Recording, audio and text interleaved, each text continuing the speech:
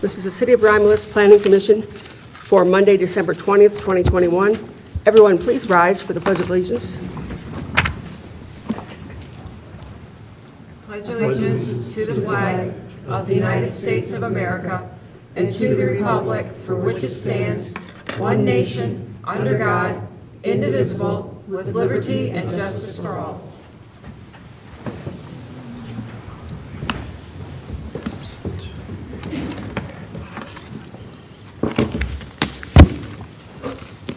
Item 2 is roll call. Fredericks. Here. Gelfelte is absent. McAnally. Present. Paul's here. Roscoe. Here. Jameson. Here. Crova. Babaldi. Yeah. Freitag. Here. Gladfelte and Grover were both excused. Okay, thank you. Item 3 is approval of the agenda. So moved. Second. First, okay. I have a motion from Ms. Jameson, supported by Mr. Frederick, to approve the agenda as presented. Ms. Jameson? Yes. Mr. Frederick? Yes. Mr. Paul? Yes. Mr. McAnally? Yes. Ms. Roscoe? Yes. Mr. Bowade? Yes. Chair votes yes, the agenda is approved.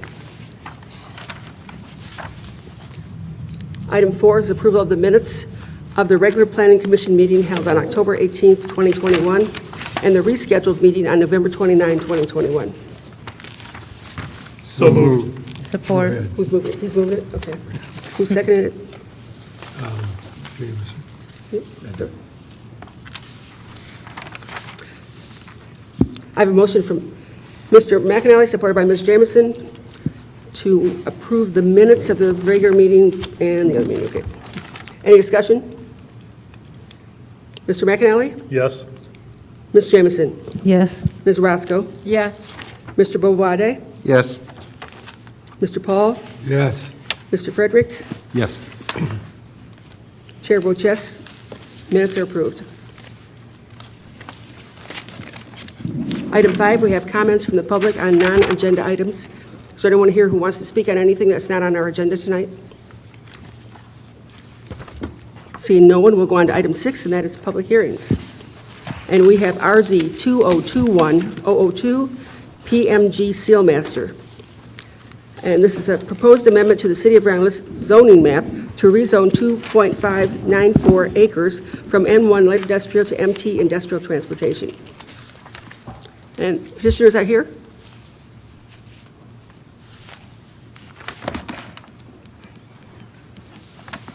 Good evening. I see some familiar faces here. I'm Carmen Aventini with CIB Planning. We haven't seen you in a while. I know, it has been a little while, huh?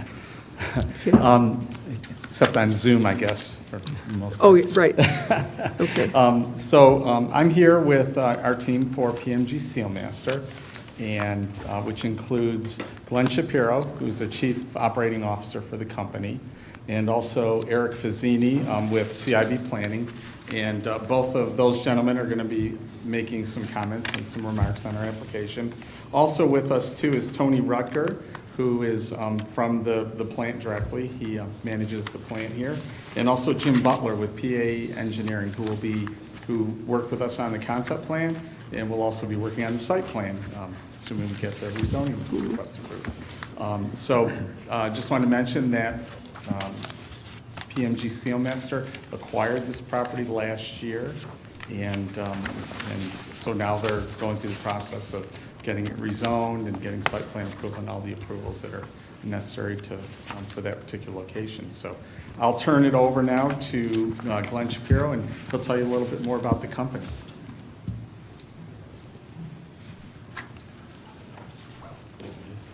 Good evening, Glenn Shapiro with PMG Sealmaster.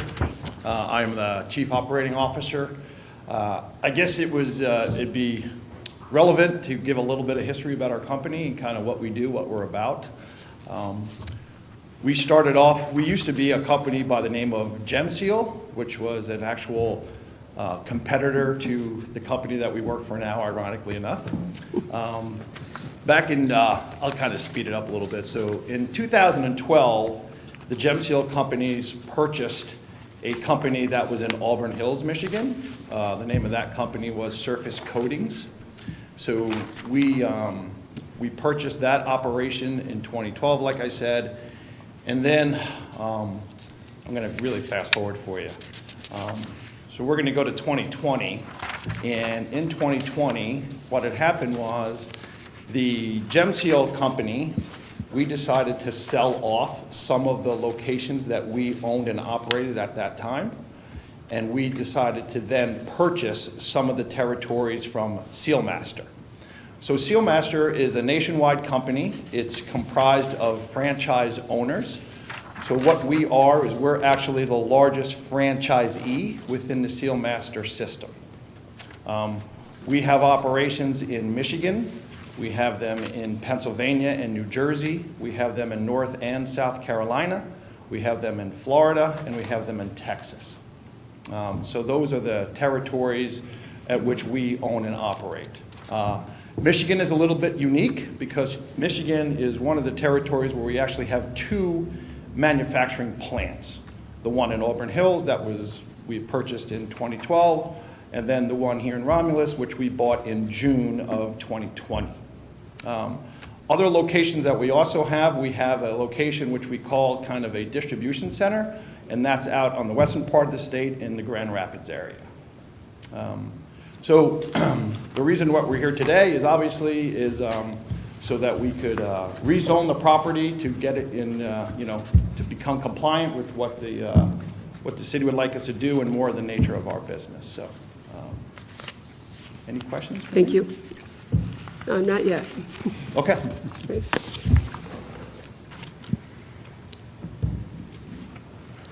Good evening, Planning Commission. Eric Fazzini with CIB Planning.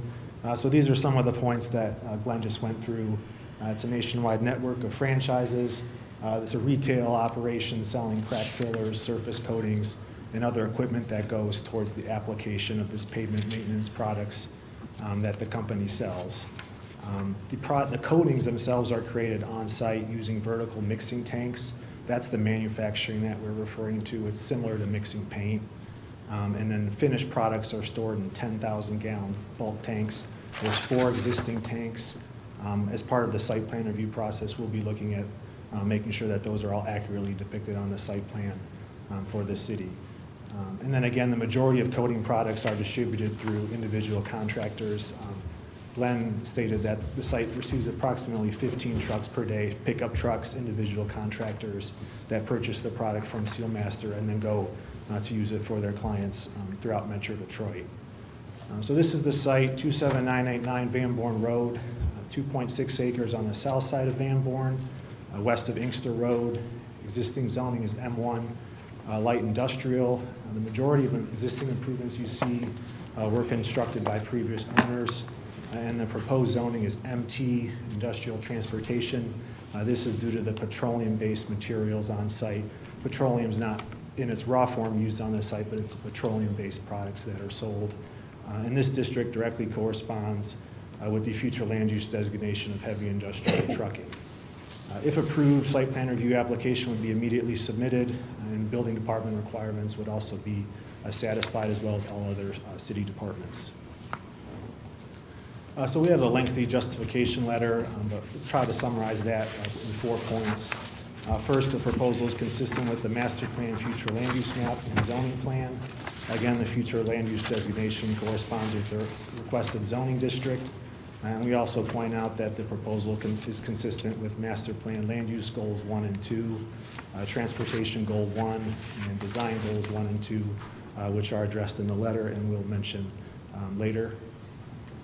Point number 2, Sealmaster's ability to operate on a site that was previously developed under M1 district standards supports that this is a low-impact industrial use. The site's small, 2.6 acres, and the building's also small, 12,000 square feet for an industrial use. This will limit not only Sealmaster's operations on the site, but if there's any potential concerns with later users or later owners that may occur on this site under MG zoning, the site constraints will naturally limit impacts and uses on this site. Distribution does not require extensive truck wells or loading docks, as you may see with other MT district uses such as a FedEx or UPS. And as you can see from the street view, it's an attractive site with extensive natural buffering and landscape buffering that was installed by previous owners. The north frontage is completely green space between the building wall and the street, as well as the east buffer yard. Other MT operations, they may have pavement completely surrounding the site so that you have that 360 access, but in this case, there's much less pavement needed for the use. Point 3, Steelmaster's operations are low impact compared to other MT uses. As far as transportation, again, it's not a high impact transportation use, about 15 trucks per day, and lesser impact on the network than other freight uses, which is a permitted use in the MT district. As far as manufacturing and operations, Steelmaster does not produce, refine, or store raw petroleum again. Manufacturing process does not involve heat, does not create fugitive dust, and occurs entirely indoors in the rear of the building in an enclosed manner. The only exterior operations related to the raw product are the storage tanks, which are outside under a covered awning. Coatings are not flammable or combustible. There's no air emissions or wastewater discharge associated with the manufacturing process, and there's no specialized wastewater or stormwater management required for this use. And we're not aware of any specific city department concerns with the use from existing records on the site, but again, through the permit process and site plan review process, we'll go through that review with all departments again. And last point, the proposal would consolidate the site's zoning with the predominant MT zoning in the area. The perimeter boundary of MT zoning would not be expanded. There's existing MT to the west and south, so those existing transitions and buffers that adjacent properties are accustomed to would not be impacted. And also the location of the site near Inkster Road would provide direct access from Van Born to Inkster Road, which is a major truck route. And then there's also secondary opportunities along Middle Belt and E-Course. And lastly, it appears that your MT district is nearing build-out, more so to the south of 94, but also to the north of 94, where there are some development constraints to the north. So we find that that's an additional point that supports the requested rezoning. That's all I have, and we'll be glad to answer any questions. Thank you. Thank you. You want to ask a question? Go ahead. If I may, through the chair to the planner, am I correct in the understanding that we are trying to correct a non-conforming use that's been in existence for a Yes. while? Yes, that is correct in simple terms. A little bit more explanation. Back in 2012, we did an administrative site plan review on it, and the use we struggled with, not realizing how intense it was. It got going, went through all the normal channels, and got more and more and more intense. They were adding tanks, they were adding other things, and for several years, we've been trying to get a CFO on the actual Steelmaster. These guys are PMG Steelmaster, but the previous Steelmaster establishment. And it wasn't until they were getting ready to sell the property that, we stepped up enforcement and said, look, we can't have a property like that without a certificate of occupancy. So ownership changed, and now we're getting it all cleaned up. Okay, so I think I understand. We're looking at the rezoning, which will bring it in compliance. Right, with what's actually out Which there. also happens to correspond with the future land use map. Exactly. Everything's will be consistent once it gets that rezoning. Okay, that's all I have. Okay. Carol or Bob, do either one of you have any comments on this site?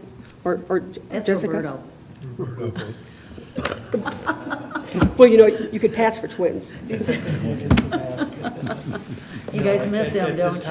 I don't. Okay. Thank you. Jessica, did you have anything you wanted to add? I don't have anything to add, but I can clarify anything that's in our letter, if there were questions on our compliance letter.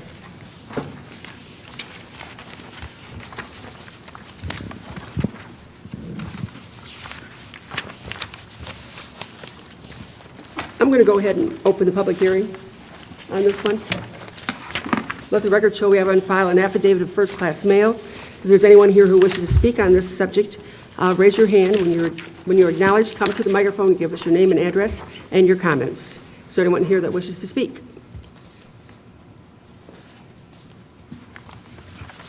Wow. I expected at least a couple of you. Alrighty. I guess we will close that portion of the meeting. Open it to the commissioners for questions and comments. Mr. Paul? Excuse me. Thank you, Madam Chairman. I was out there today. You have a lot of the equipment already on site that you've been using, obviously. And you're not going to sell the place now? So, yeah, go ahead. It kind of goes back to the question about the non-conforming use. They are operating currently. Okay. Yes, we are currently operating from the site. Full transparency, at one point, we thought that we might be put in a situation because the previous owner did not comply with a lot of the requests from the city. We thought we might be in a situation where we would have to sell the property Right. and move. We didn't want to do that, so that's kind of why we hired the right team, in my opinion. And so the long-winded answer is no, we are not going to sell the property, and we fully intend to remain there. Okay, you were not open today. Well, we're a seasonal business. Oh, just So strict- when we're not really open to the public this time of year because the nature of our business is that it's temperature dependent. Right. So we're doing more internal kind of maintenance and cleaning and things like that over the wintertime. But, you know, our season really runs from probably May 1st, beginning of May, through probably Thanksgiving is kind of our season. You sell the contractors, do you do individual people too? We do. Residential? Well, yes, residential, they can come to our store, so we have, our site is set up so the majority of it is a warehouse, but we do have a bit of a small showroom up front. Okay. And that's really where our retail business would be done. So a homeowner would be able to come into the location, yes. Okay, But thank, primarily, our customers are contractors. contractors. Yes. Okay, thank you. You're welcome. Mr. Redrick? Yes, a question through the chair. So the 10,000-gallon bulk tanks, does a tanker truck come in to fill those up? No, well, so we bring in some raw materials, but most of the raw materials that we're bringing in are from, or some of the materials we're bringing in are from Sandusky, Ohio. So we'll then go through the blending process, if you will, and then those 10,000-gallon tanks are more of our finished product storage tanks. So we'll store the material in those tanks, and then we'll disperse them out to the customers from there. But that's being delivered by tanker truck, correct? Yes, Okay.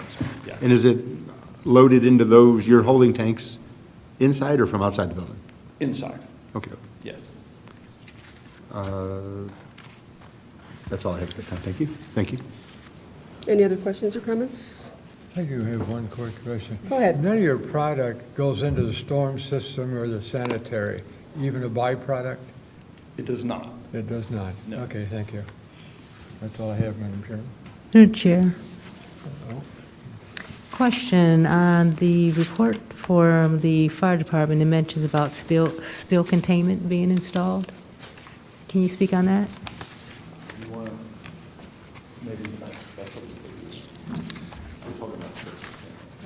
Still. Yes, I mean, Jim Butler with PEA Group. Spill containment, we can certainly provide a system if there is an issue related to that. Now, the With fire the fire department, yeah, it states on their site plan review that to prevent property damage and costly cleanup on the site, they recommend that spill containment be installed. And that's due to valve failure, tank leaking, or just human error. My concern with that is because it is surrounded by the flood zone, which means propensity to flood, which means if there is some type of spill, it could travel quite far.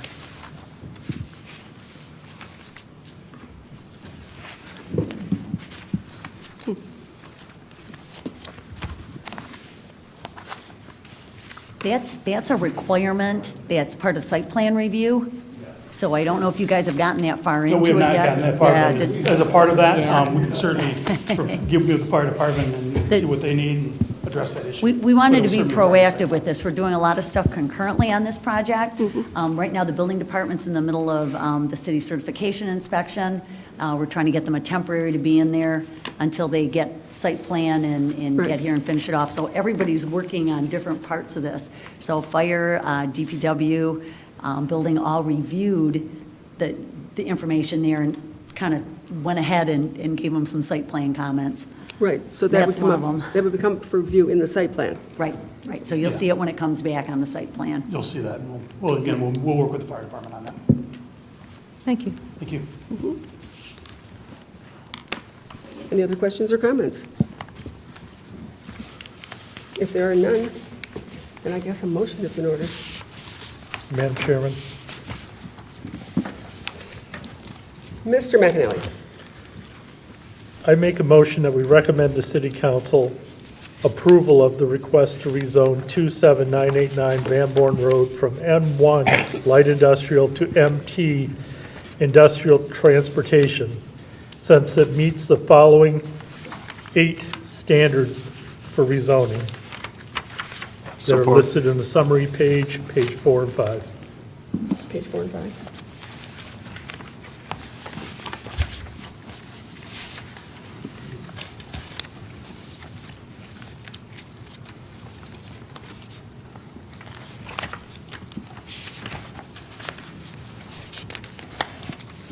Too far back.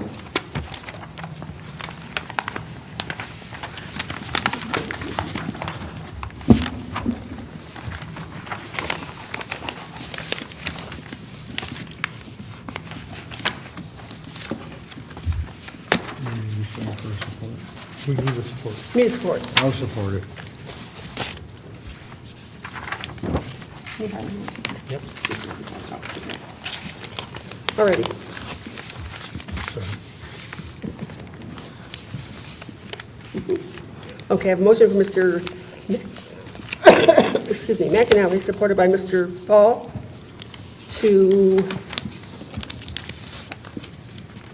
recommend to the City Council approval of the request to rezone 27989 Van Born Road from N1 Light Industrial to MT Industrial Transportation, since it meets the following rezoning standards. And those are the 8 items that are listed on page 4 and 5 of the planner's report dated December 14th, 2021. Any discussion? Mr. McAnally? yes. Mr. Paul? Yes. Mr. Frederick? Yes. Ms. Jamison? Yes. Mr. Bobwade? Yes. Ms. Roscoe? Yes. Chair votes yes. We are recommending rezone. Good luck, gentlemen. Yes, good luck. That's yours, Red. That was quick and painless.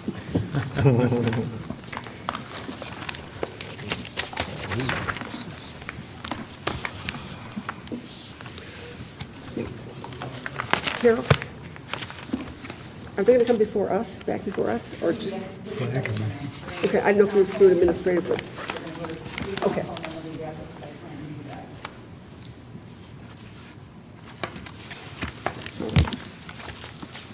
Okay.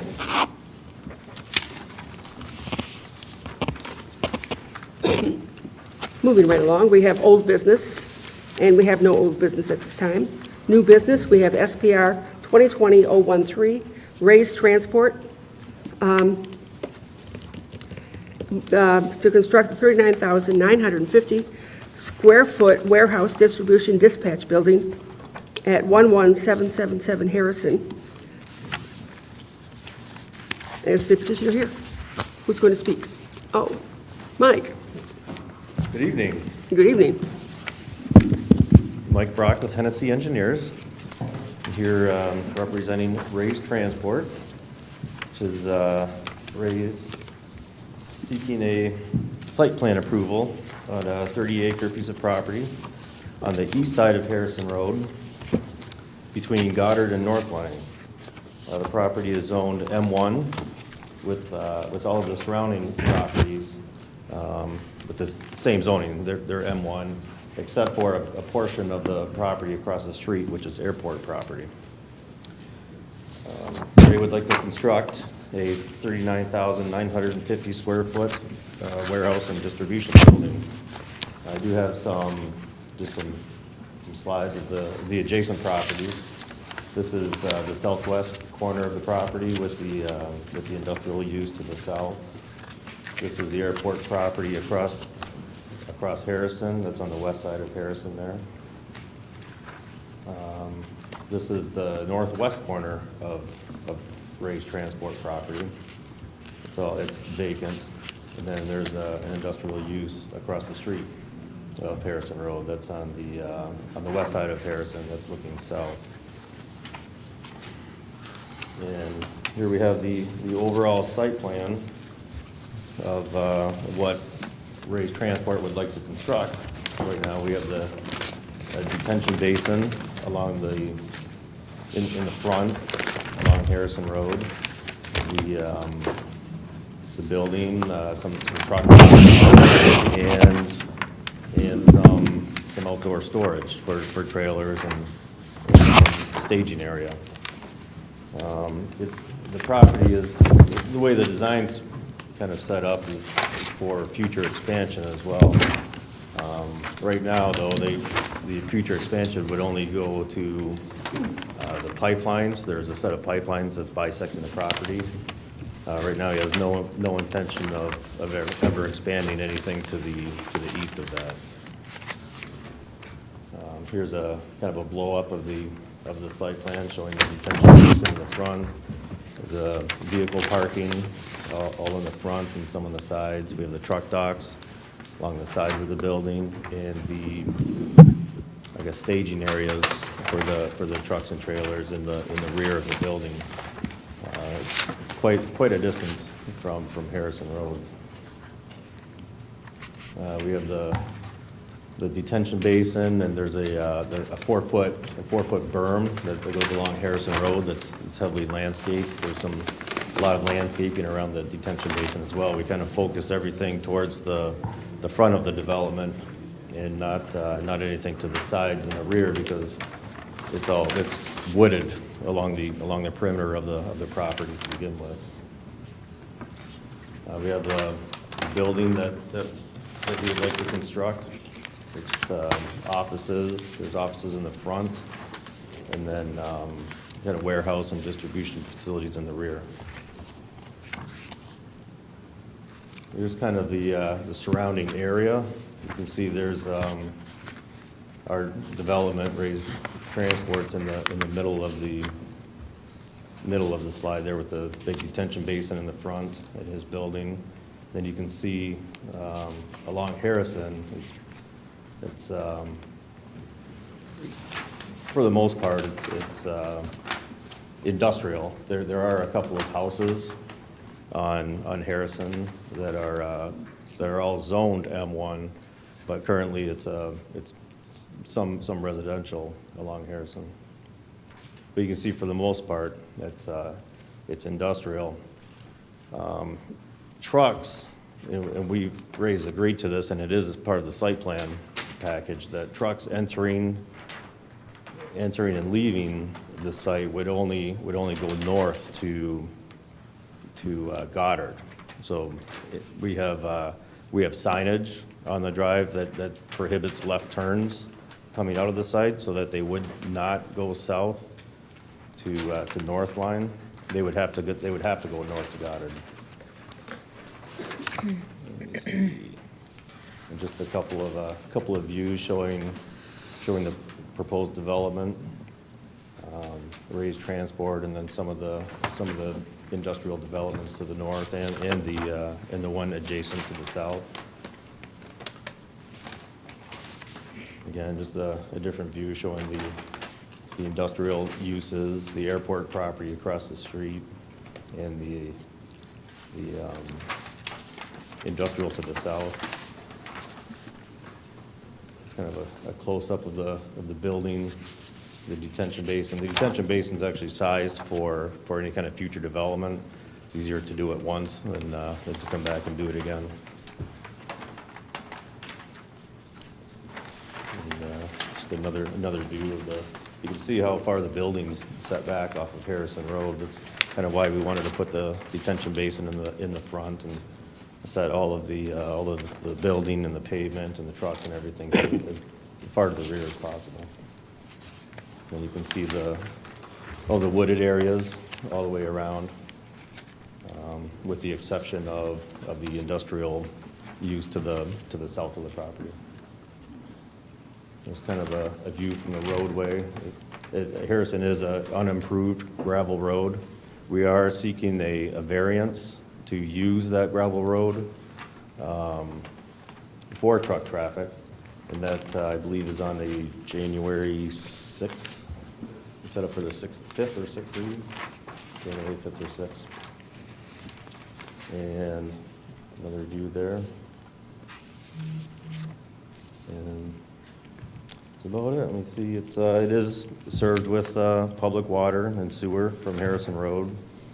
And right now, as the development sits, we're currently showing 30% of the wooded area to remain. So that's, I mean, if we go back to the first slide, you would, let me see here. What do we got here? You can see the pipelines that bisect the property. Everything to the east of that, we're currently proposing to leave as is, which equates to about 30% of the property.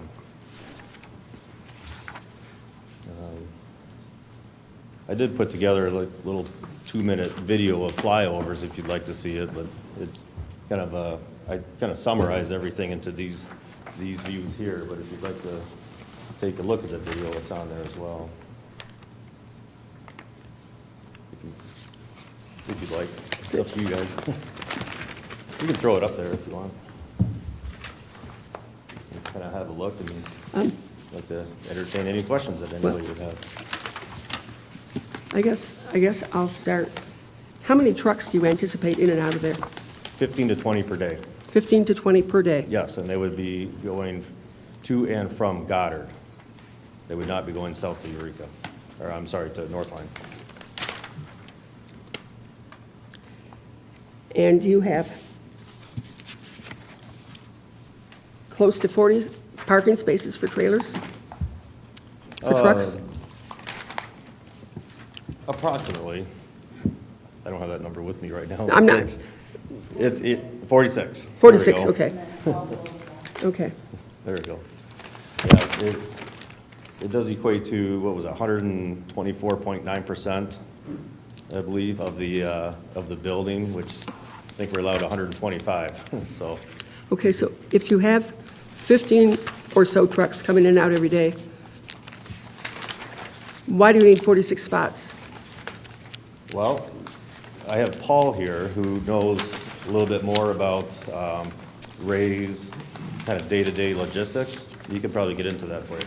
Yeah, well, first thing that I thought of was maybe you were going to put trailers on there to sell, or you were renting it for parking for another trucking company. No, yeah, I'll let okay. Paul explain that to you here. Hello, Paul Reschke on behalf of Ray's Transport. When Ray started the business, he bought some trucks, but now he's kind of evolved into brokerage and distribution. So the reason for the extra spaces is they haul all kinds of freight, automotive, dry goods. They've even had reefer trucks hauling produce. So a lot of times shipments will come in, they'll be not full truckload. So some of that will be staged in the parking area until more freight comes in, and then they can load a full truck. So they have short run, long run. They'll use the warehouse both short term and long term, you know, in storing products. So the nature of their business has evolved more to logistics, freight brokerage. They will have other carriers come in and either bring product in or haul product in full truckloads from the site. So some of this will just be staged with not full loads, and it'll be for short term.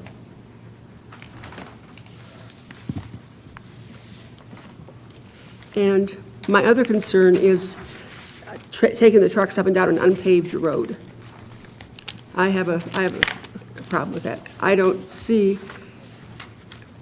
how that part of the road can be maintained properly, so Well, those trucks can We come in and have out. had discussions about that, and we are going to enter into some type of an agreement with the municipality for the maintenance of that road, which includes extra spraying.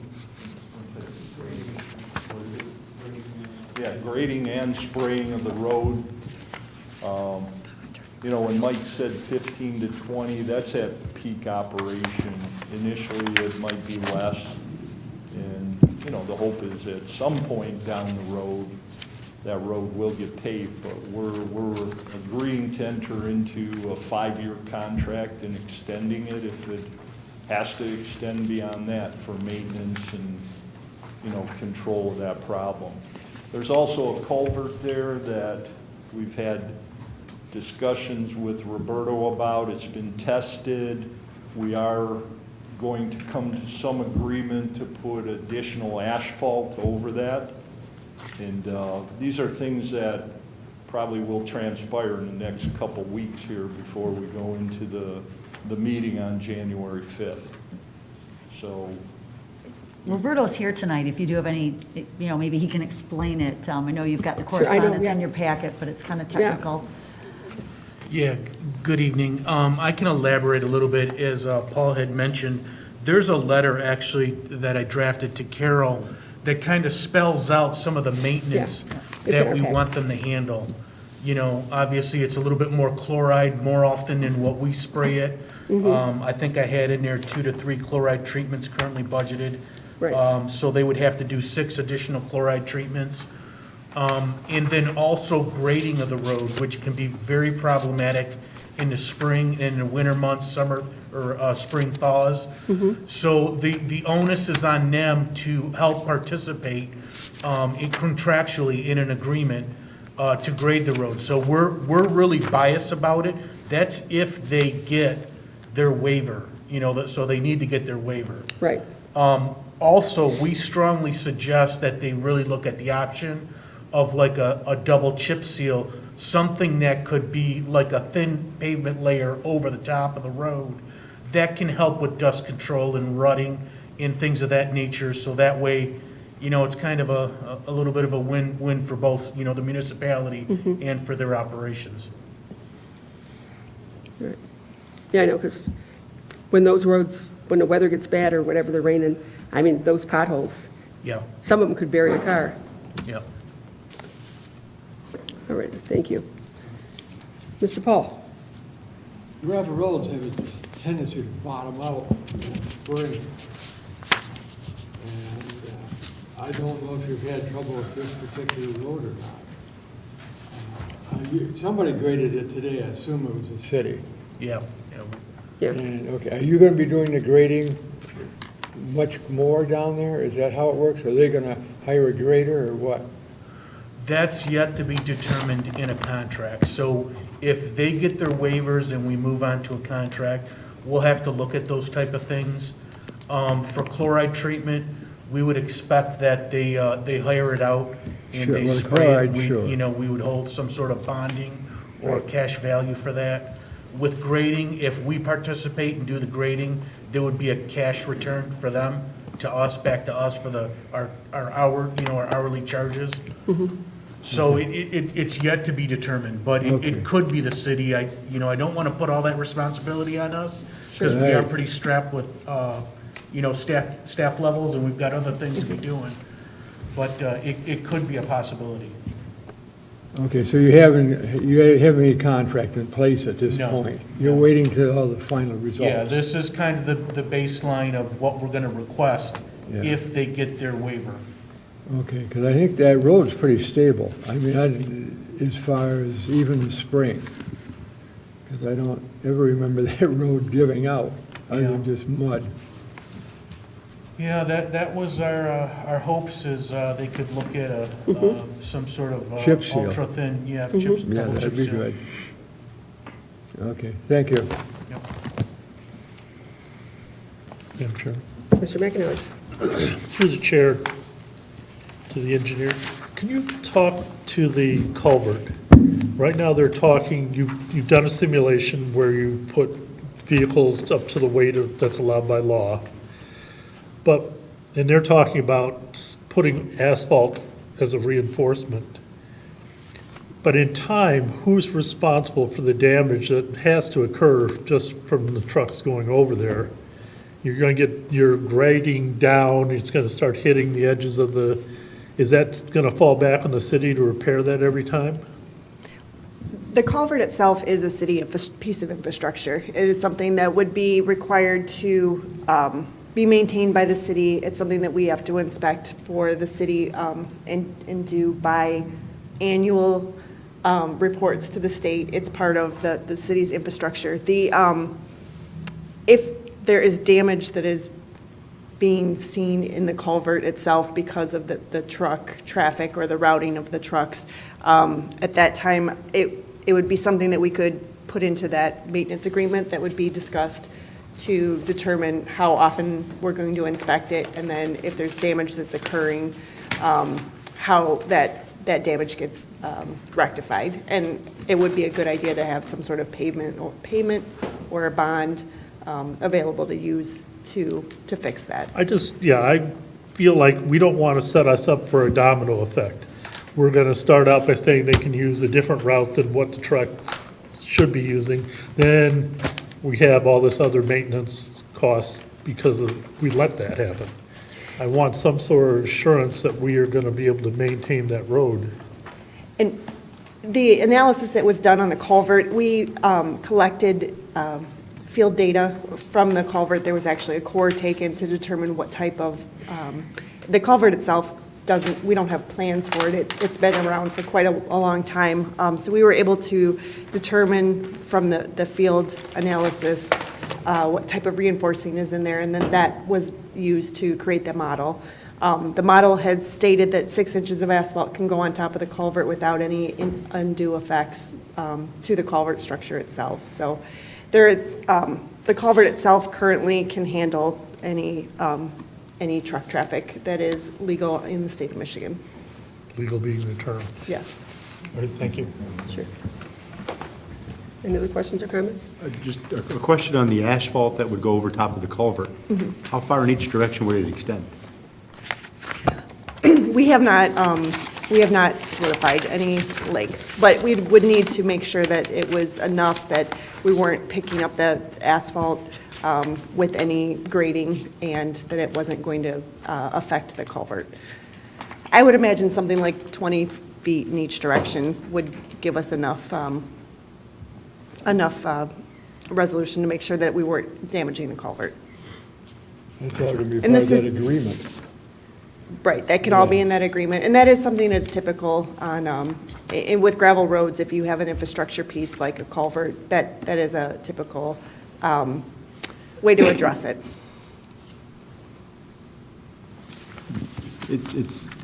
But that sounds really good, but it's just curiosity that this road is still dirt.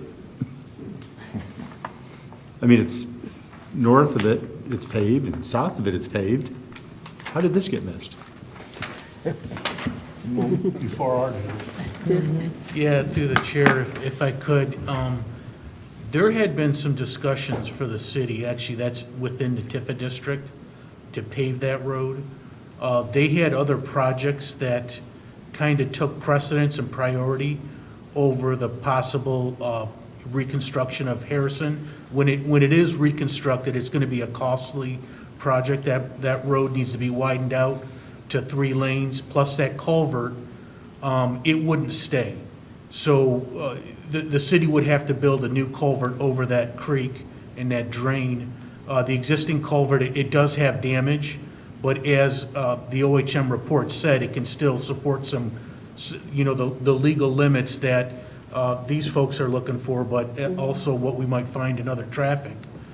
But at some point in the future, that probably will be reconstructed. So really, this whole premise of a contract, it's just to bridge timing before the city actually takes a step forward and paves the road out. All righty. Now, I see where we're talking about the trucks only make a right turn out of their yard to go north to Goddard. what if the culvert was to fail? You got a problem. Then the agreement now would be, what kind of situation what would we arrive at there? Now, obviously, it'd have to go south out of there, Yeah. but the agreement was they would not. Yeah. That turns into another interesting situation. Yeah, it does, and like I said, until they really get their waiver, the details of the agreement, we don't have flushed out yet. There's gonna be some clauses in there regarding what happens if that culvert fails, the cost share of it.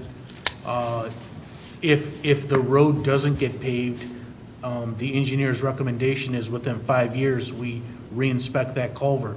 At that point in time, there might be some penalties or what I'd say some responsibility with this development for that northern portion of the road. And I remember too, like 2 months ago, I believe it was, some residents were here talking about, there is truck traffic on that road currently, coming from North Line up to Goddard, cutting through. I know there's nothing we can do about that with this, but that also impacts that culvert. It's just an observation. It's not, Yeah, not absolutely. really a question. It's interesting. Are you done, Mr. Frederick? Yes, I am, thank you. Mr. Paul? Another question, you've got a warehouse there with a lot of empty spaces, it's secure storage, so you must be planning on expanding pretty well, which means you're gonna have more trucks. We're probably looking 5 years out. Okay, but it's just that you're gonna have more trucks, hopefully, you're successful. In due time. But I think that the city, they've got this agreement coming out. Are they gonna have this agreement prior to the Board of Appeals? No, after. That's what's recommended. So these guys have got some work to do in the next. Yeah, you say, I would That recommend. meeting before is the Board of January Appeals. 5th, Yeah, so. that way, your minutes were in there. Yes, I read where it was, agreement should be nailed down before it comes Yeah, to these. Before the Board of Appeals. So the BZA should be able to answer the question, get their questions answered fully on the agreement before they. Before, Yeah, right. Right. I agree. Because they're gonna increase in size, hopefully they'll be successful. Obviously, they're going to increase trucks also. Yeah. Yeah, it's Obviously. okay. Oh, yeah. Jessica, I'm looking here at the use statement.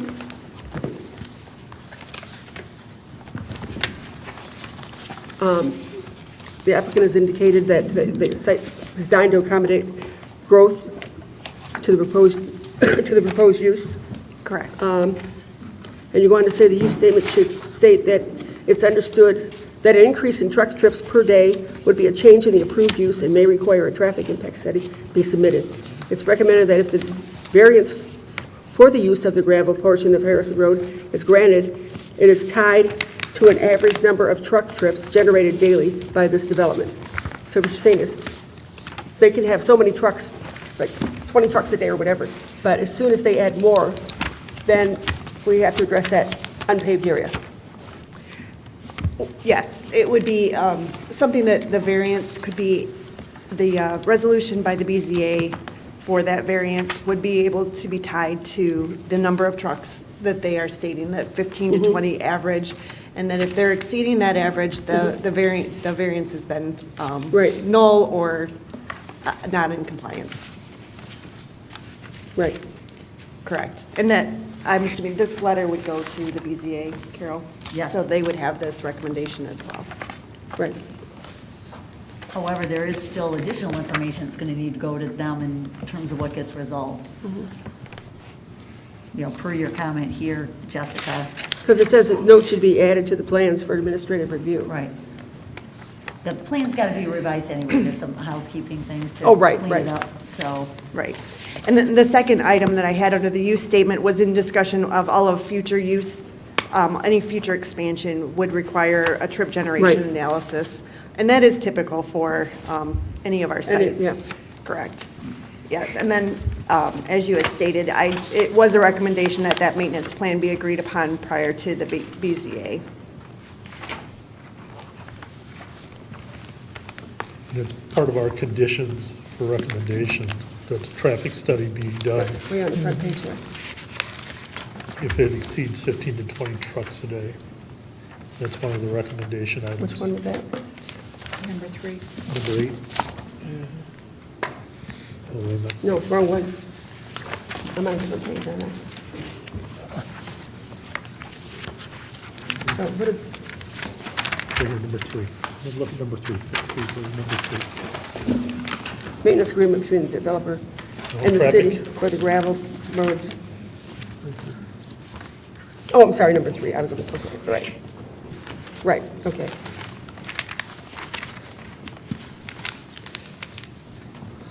Excuse me. Any other questions or comments? Through the chair. I'm sorry, go ahead. Yep. One last statement, my favorite, if there is a way to do something a little stronger than just a sign that says no left turn, because we know people don't pay attention to signs. So I don't know if there's a possibility to do something with that exit when they're turning out to prevent them from doing that, because they will if they can. Edna, excuse me, could you speak up because it's hard to hear you with your mask on? Well, it's hard to hear me, period. I don't talk loud at all. Pardon I don't talk loud at all. But they heard me, so we're good. Yeah, these, Ray, these would be all of his drivers, so he would, you know, I'm sure that he would have control and enforce that himself. I mean, he wants to be a good neighbor and, you know, a good businessman with the city. You know, that's not to say that vehicular traffic, like employees and, you know, just regular cars and everything, they can go south. It's just those trucks. So that's what we were proposing, the no left turn, you know, trucks, no left turn trucks only, or something like that. Or right turn only for trucks, you know, that would force them to go north. So if they start making left turns anyway, is there a way to have that corrected? I'm sure, you know, if he was to spot someone going south, that he would definitely enforce that. Would they be willing to put that in part of their agreement in their writing? Because it's nice to have that verbal confirmation, but it's the same as a sign. Yeah, Yeah, I would imagine. You know, just a little bit of the evolution of this project. We've been working on this for close to 2 years. And, you know, obviously our world's changed. And had things headed in the original direction, we probably might have even been into construction already because this road wouldn't have been an issue. But we've had back and forth discussions where little give and take, where we're willing to do, you know, a lot of things here to make this happen. So that's ongoing discussions we've had between, you know, Carol and Roberto, and, you know, a little bit of give and take. So we're trying to accommodate this as much as we can to make it make sense. So we're willing to do a lot of things here. I appreciate that. It's just the residents are probably up to here with trucks and the problems that we've had, so we want to make sure moving forward that we just make that point, get it on record. But thank you. Thank you. Are you done? Just point of clarification through chair to the planner. On item D, under number 1 on the recommendation, it says if average daily trips exceed 20, a revised traffic study is required. And then number 3 says 15 to 20. Do we want them to be different? Yeah, we need to.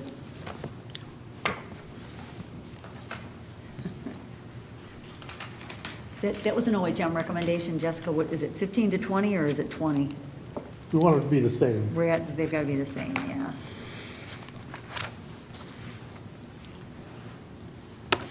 Actually, so, oh, you know what they are, right. So the ones on D, that's a recommendation to the Board of Appeals, which in fact, we've got to talk about that recommendation. But yes, they do need to be, they're going to end up being, it's going to be a condition of both site plan approval and BZA approval. So the question to Jessica is should it be 15 to 20 or just 20? If the number of trucks exceed the 20 limit, then a trip generation analysis should be submitted. Can I see what the actual? So under number 3, we should probably drop the 15. Right, Low. Yes. right, that's what we're going to do. So we'll change that, that'll say 20, so that'll be consistent. So the site plan approval will have that condition on it, as well as the recommendation on, your recommendation to the Board of Appeals on the variance. Now, there's something else that we probably need to discuss here that Jessica can help us with. In terms of this maintenance agreement, to be agreed upon before BZA approval, which is in your letter, but I understand it's not as far along as, It isn't, I wasn't aware that the BZA was going to be the first week in January in regards to that case. I think that the BZA is going to have a lot of questions about granting a variance without having some of those items clarified, just knowing the board members. And it would be at the applicant's risk as to whether or not it gets tabled if the agreement is not in place. so my understanding is the applicant wants to get moving real quick and get in engineering plans. Can a revised site plan come in along with engineering plans prior to the BZA taking action on this? As long as it's all known at the applicant's risk, as the BZA can or cannot grant, or may not grant the variance.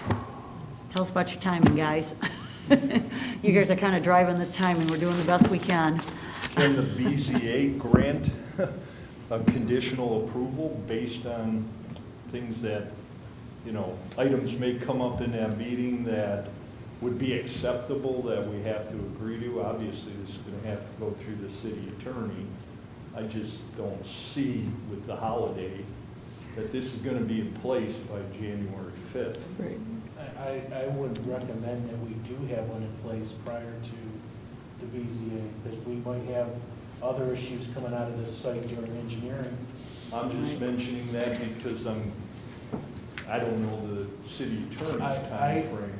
What I can try to do is have a draft, and that draft isn't going to be the gospel. It's going to be just literally something of an understanding that already between the two parties, there's a commitment and an understanding. But as we move through the engineering, if you decide you want to chip seal it, we might have a different agreement about the type of chip seal, the depth, so on and so forth. So we could have potentially a draft by the 6th, but all it would be is a draft. And I think part of the application to the BZA would be a list of what maintenance operations you would be willing to enter into, so that they have an idea of what's in the toolbox to maintain that road. If we could go back to the recommendation, number 3, it should be changed from a traffic impact study to a trip generation analysis. Trip generation? Number 3 or item C? Or whichever Sorry. one. C. 3. Wasn't that 3? Well, you got D here, and you got 3 down here. Right now, it says traffic impact study shall be submitted if average daily traffic exceeds 20 trucks per day. Do you want to say something different? Yep, both of these should be traffic generation analyses. And they both should be at the 20 per day. And so those are above and beyond any, if they were to come in for an expansion later, that again, we would take a look at the number of trips generated from this site and then determine whether or not a traffic impact study is required. Hopefully by that time, Harrison will be all paved. Right. Yeah, maybe. Can I just make Roberta would like to see it paved. You have a question? just a comment through the chair on the subject of road maintenance? It is to your own benefit that the road does not fall apart. And it would only be from the development to the north, correct? Just so it's no From the confusion. development, that we're- yes, north. From the Just so development there's to no the north. confusion that we're not talking about Right. the whole road. No, from the Correct. development north. Just from the development north, the proposed truck route that is going to be enforced. Correct. Okay. Just want to make that clear, so nobody comes back later and say like, hey, they didn't do the road south.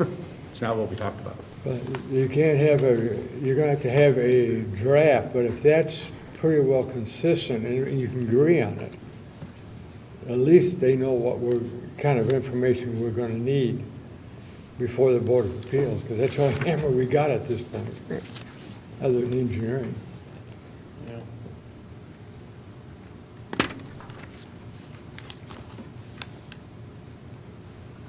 Any other questions?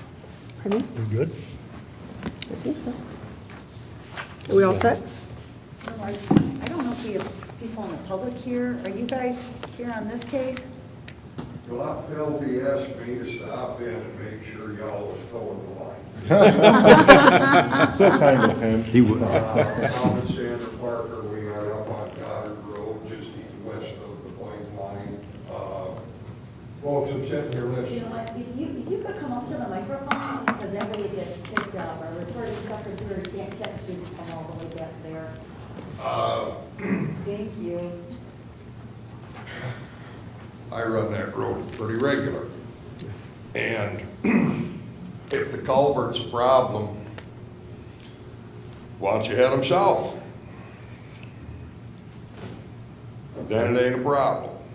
Now, Roberto, you and I have chatted, sir, it's been a long time. How you been? Hope all is well. It's about 10 times as far from the culvert to Goddard as it is from the culvert to Northline. What's it cost to pave a mile of road?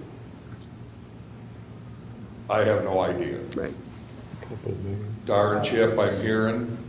The cool stuff about that is you can heat it up and fill it in and your potholes disappear again for a while, the ruts, that sort of thing.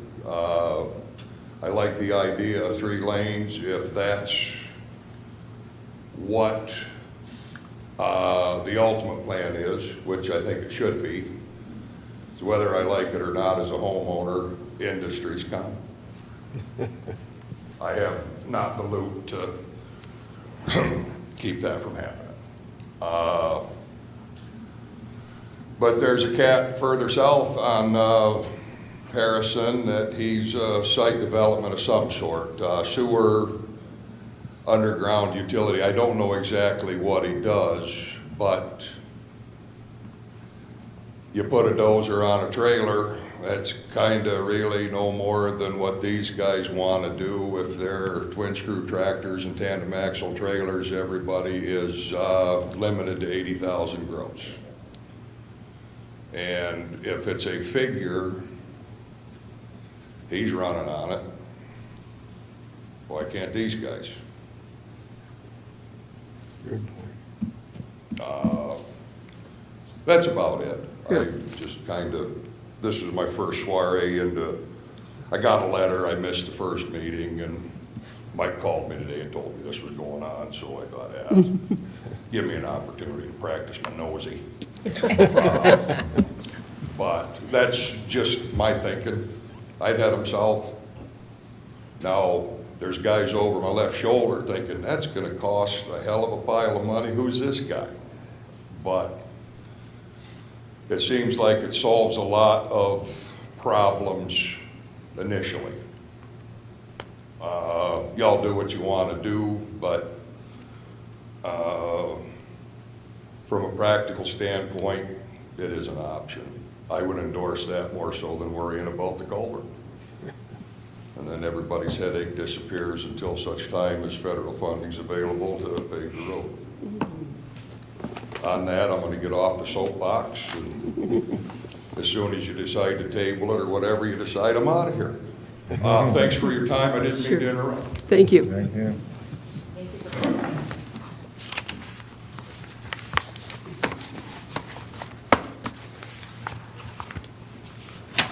Are we waiting for a motion? Or Response. What do you guys suggest? waiting for a response?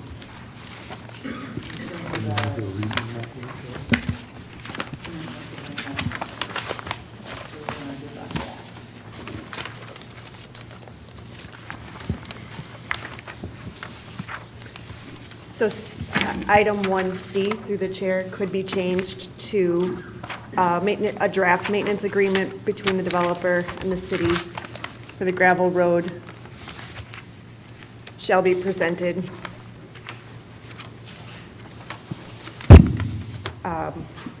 as part of the BZA application, Should we just say prior?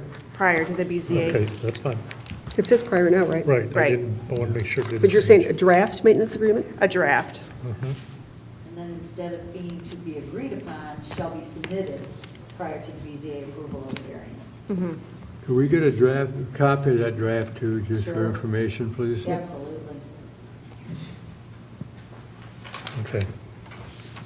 Which is as written, Carol, to be agreed upon. Okay. Just a quick comment through the chair Sure, go ahead. on that language. Should it say, let's see here, upon prior to the BZA approval? Shouldn't it say any BZA approval? Well, we've already, see, the problem with BZA, and this is our timing problem, as you know, we have to publish. That had to be published at the beginning of the month. So this was all in the works, that, you know, we were reviewing site plan, you know, they're on a tight time schedule, so everything is in order, and, you know, you think you have a lot of time between that publication date and then all of a sudden it's Right. here. So, But what you're saying is we're presuming they're going to get approval. Right. That's the way it's worded. Yeah, so it'd be any BZA approval is what you're suggesting, because we're not sure how it's going to true, go. they could. That's fine. That's my only point on I that. agree. They're Yeah. on the agenda. That sounds, So you guys will talk about. Prior that to in any the BZA approval? information that you have. instead of the, any? Yes. Yep. And if I can interrupt real Sure. quick.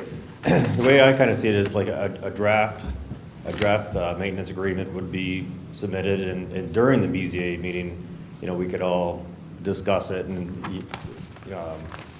kind of maybe agree or disagree with some items during that meeting. So I don't know if a maintenance agreement would be, I guess, approved by the meeting. You know, it might have to be drafted and signed and everything after the meeting. So I don't know if that would actually work. You know, because that meeting might be kind of a live maintenance agreement meeting.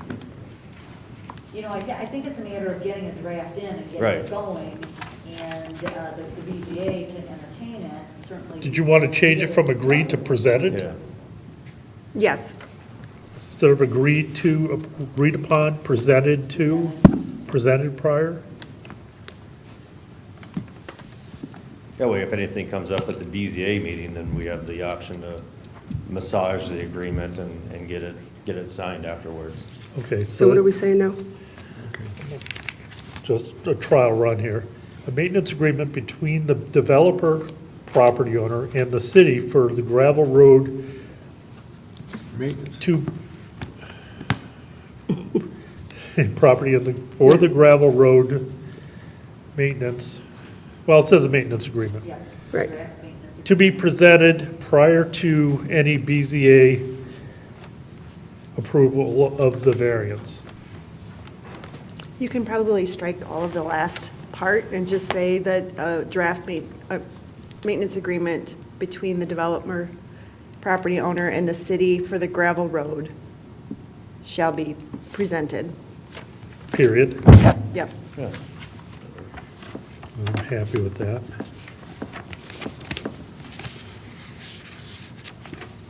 So should just say leave So it, striking out to the BZA. So that way it gives us the flexibility to go into the BZA meeting with as much knowledge as we have and giving them the ability to determine if they're comfortable enough letting it get finished off administratively. So presented to administration in Yes, theory, just or whoever. Right. Okay. so what are we saying? Maintenance agreement between the developer, the property owner, and the city for the gravel road shall be presented. Road.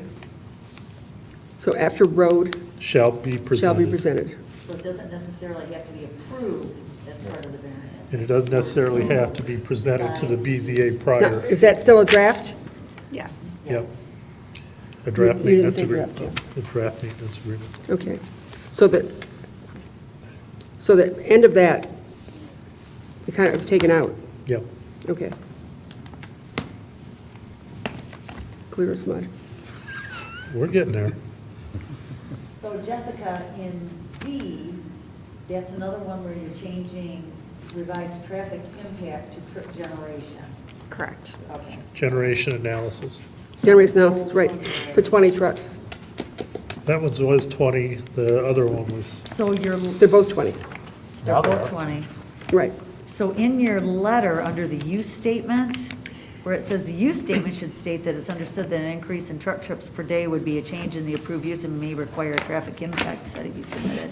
So So in what are we order doing to to the use determine, statement? well, this is still fine because it still may be required. The trip generation analysis would let us know whether or not Whether the a traffic traffic impact impacts, study right. Okay, good. is triggered. Good, okay, good. So that's clear enough. And that's just gonna get picked up on that comment down there about all the housekeeping stuff, so good. Is there anything else that needs clarification?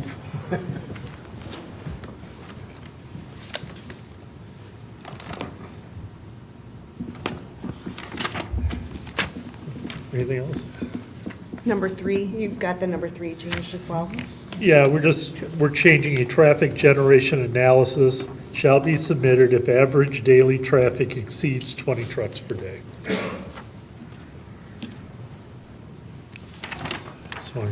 So are we all set on all the other ones? I think so.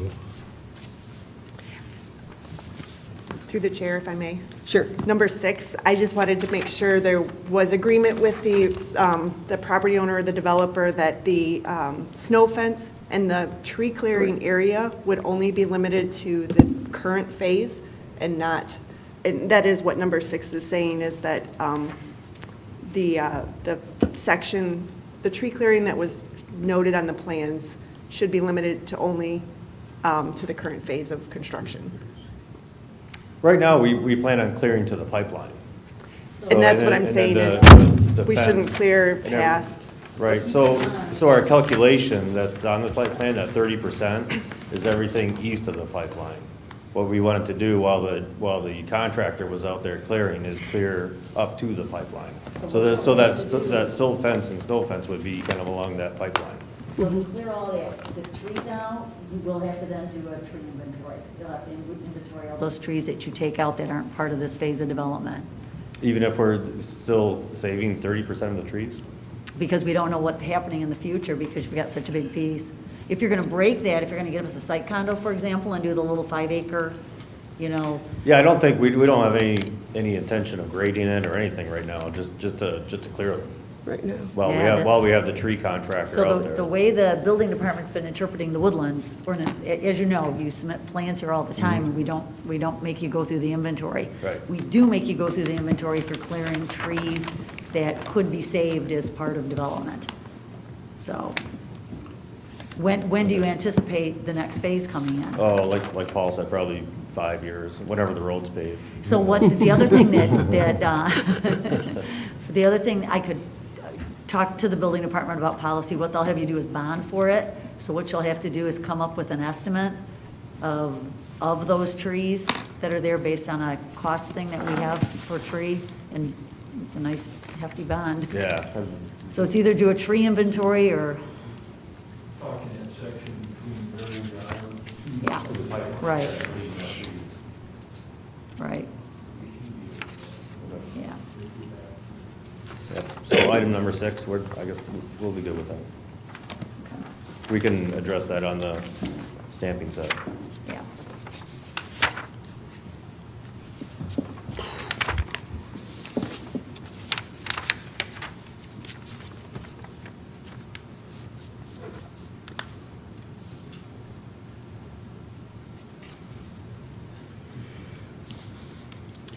So is item 6 being changed? No, Or it is staying in, and they It's- are it's aware of stayed- it. It's stayed, okay, We're good? Good. good.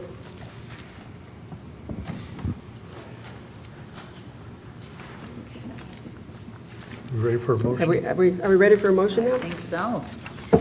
Madam Chairman? Mr. McAnally?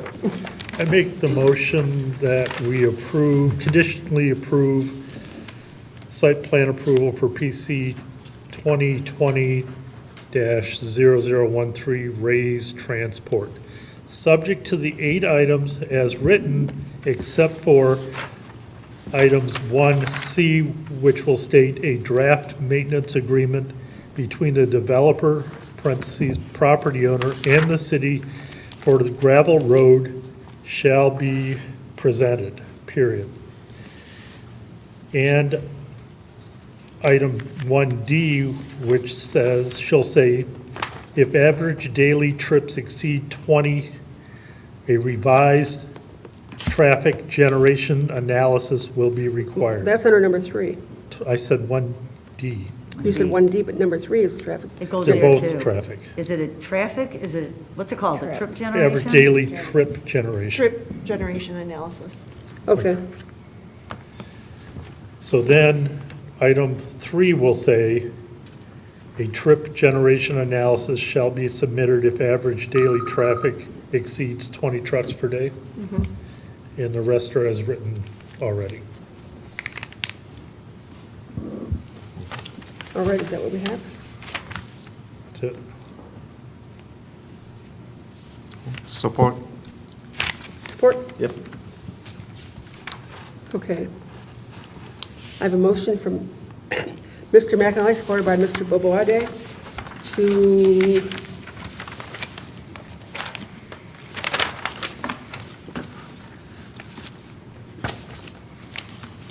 okay, so this is a conditional? Did you say conditional? Because we got to go to BZA, yes. Okay, right, okay. A conditional approval for SPR 2020-013 raised transport, subject to the 8 items listed on page 2 of the planner's report dated December 16th, 2021. And as revised. Changed. as revised and read by Mr. McAnally. Yes. Good? Any discussion? Mr. McAnally? Yes. Mr. Boboade? Yes. Ms. Roscoe? Yes. Mr. Paul? Yes. Mr. Frederick? Yes. Ms. Jamison? Yes. Chair votes yes. Conditional approved. Good luck. Thank you.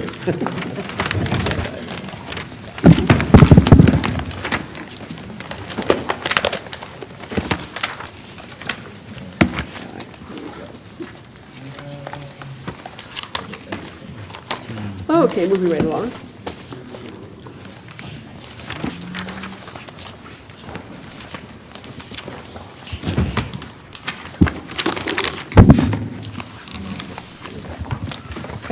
Sorry to keep you sitting all this time. We Now, warned them. are any of you flying out tonight? No?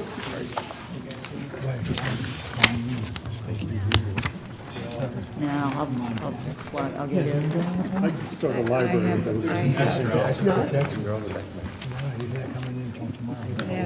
I have 3 at home now. This is newer than the last one you had? So this is number 3. Thank you. Okay, good. Thank you. You supposed to share? Oh, you've got him. Of course, we would know that you would have enough for everybody. Did you get one? Well, he said this one's new.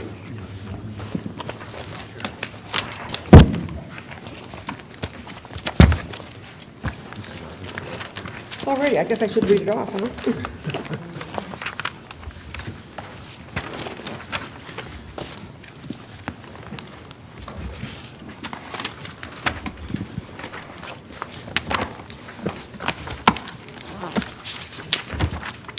Alrighty.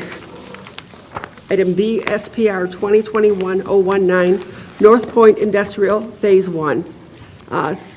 Looking for site plan approval for development of industrial portion of Phase 1 of the Romulus Trade Center, Commerce Park for warehousing, logistics, and light manufacturing uses in 3 350,000 square foot buildings.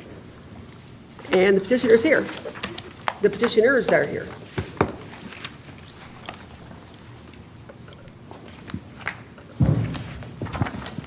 Good evening. My name is Mark Blayeski with North Point Development.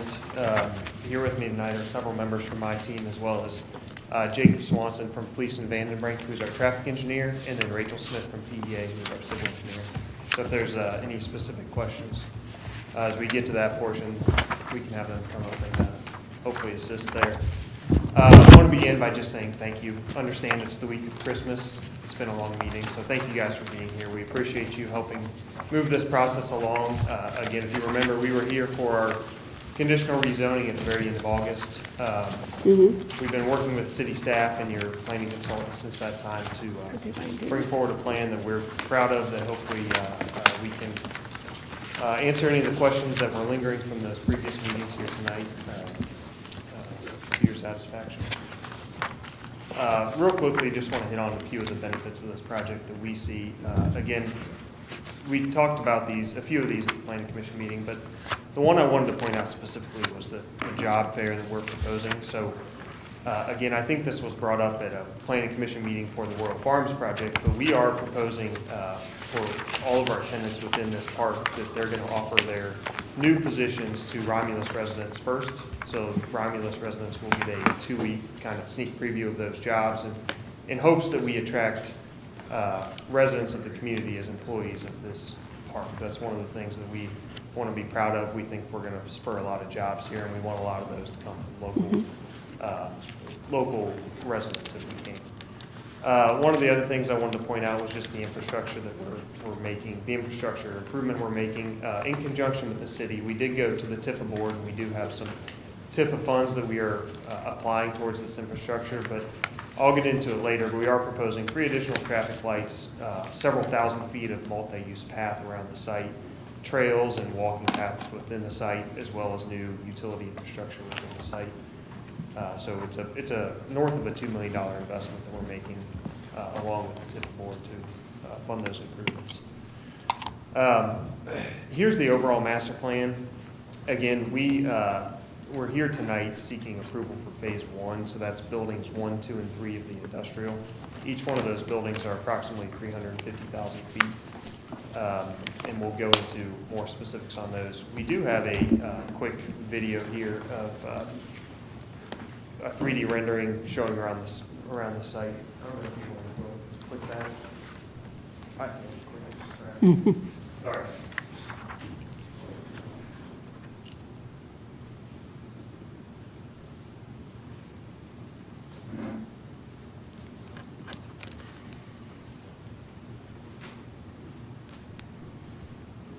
So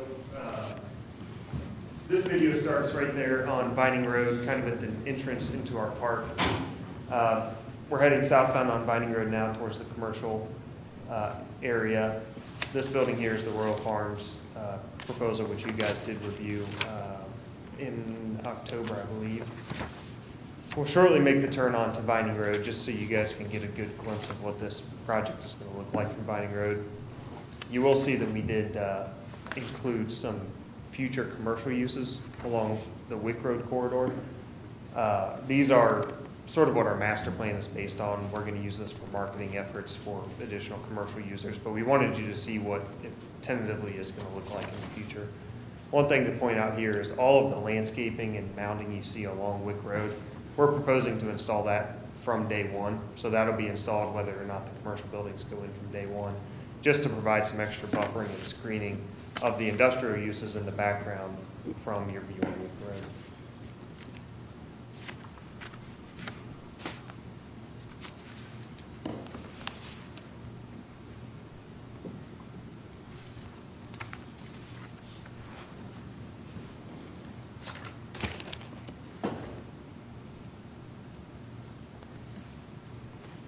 The videos here do a nice job of showing the architectural detail we're putting into the industrial buildings. You can see both the vertical and the horizontal elements we're putting into there to kind of break up those long facades. Screening the truck docks as well from public view is one of the things that we've discussed, and that's important to the city. So this is the end of the video here. We'll kind of go up and give you kind of a bird's eye view of the entire development. We did stop the video just short of the water treatment station there. There are 2 additional buildings off to the east that you don't see, as well as some additional commercial development. You can see that multi-use path we're proposing along Wick Road as well.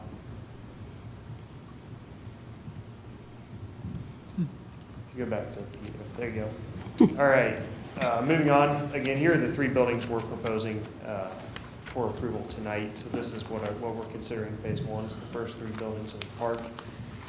Detention basin there as the road comes in. We do have an additional detention basin to the east that we will be constructing with this phase just to provide stormwater management. That's off the screen. You can't see it in this zoomed out view. One of the things I do want to point out here is our access drive. Again, you can see all the trucks, or all the truck docks are only connected to that southern access drive, which takes you west out towards Vining Road. At that intersection, we will be installing a new traffic light. So it's a dedicated traffic light to allow left-hand turning movements out of the park. We're going to have dual left turn lanes to allow for additional stacking of trucks, making that left-hand turn. And the right-hand turn is actually going to be a channelized turn lane that's separated by a median, which wouldn't allow trucks to get into that right-hand turn lane. So the idea here is to force all of our trucks to make a left-hand turn onto onto Vining, head south to get to I-94 to go where they need to go. These are the building elevations that were submitted with our conditional rezoning agreement. Just wanted to show those again. You can see the difference in materials, the vertical and horizontal relief, as well as the additional glazing that we're proposing at the office locations. Touching briefly on the landscaping, I mentioned this in the video, but we are proposing to construct all of the landscaping within phase 1 of this. One thing I do want to mention, we've submitted a request for a waiver for the underground irrigation requirements, which I believe you guys have seen. We may do some amount of underground irrigation. It's hit or miss depending on the projects that we work on. In this area, we generally don't do irrigation just because of the climate, the amount of rain that you guys get. We are focusing all of our plantings on being native, drought-tolerant plants, and we are proposing some temporary irrigation hose bibs that we can utilize until the plants get established and we're through that first growing season. So happy to answer any questions specifically about that if you guys have any, but I did want to bring it up that we are seeking that waiver. The big point that I wanted to discuss tonight is traffic. It's been discussed, throughout this entire process. I believe there was some discussions about, how we keep trucks off of Wick Road, both at the original Planning Commission meeting as well as the Royal Farms Planning Commission meeting. So I want to speak through our plan for traffic control, traffic management throughout this park, how we're going to work with the city staff to hopefully accomplish what we set out to accomplish. So high level, one of the main things we're doing is we're installing 3 traffic lights. We're going to install one at our new entrance on Vining Road. We're going to install one at each of the exit ramps from I-94 to Vining Road. These all were found to be needed during our traffic study process. They're going to help the flow of traffic to and from the interstate along the Vining Road corridor, which will keep trucks from using any other route. This should be the easiest route for them to get to and from the site. We're only about a half mile from the interstate. Anytime you put this into a GPS software, the quickest way, no matter where you're going, to get to that destination is going southbound to get to the interstate. And these traffic lights are just going to help that. Again, I mentioned the channelized island to prevent trucks from going right. We're going to have the dual left turn lanes that allow trucks to turn left onto Vining, that new traffic signal. We're going to propose some pavement markings both within the park and on Vining Road that are directing trucks, to make a left-hand turn out of the park. We're going to have arrows with text on the pavement. We're going to have arrows with text on the pavement on Vining Road telling trucks no right turn on Wick Road. I-94 straight through on Vining Road. We're proposing signage both on Vining Road and within the park that direct trucks left out of the park, straight through, no right turn onto Wick. We're proposing to work with the city to pass a traffic control order that allows those signs to actually be enforceable. A sign, I think you brought it up during the last hearing, Ms. Jameson, but signs don't always work. So we think passing the traffic control order, allowing the city to actually enforce those signs is a strong way to prevent trucks from turning right. And again, the shortest path to the interstate is on Vining Road, so we don't think there's going to be a lot of trucks that go that way, but we do want to make it enforceable in case we have that issue. One thing that we are going to do is we're going to write it within our lease documents with all of our tenants that their trucks cannot make a right-hand turn onto Vining Road. We have in-house property management. We're going to control and own these buildings long-term.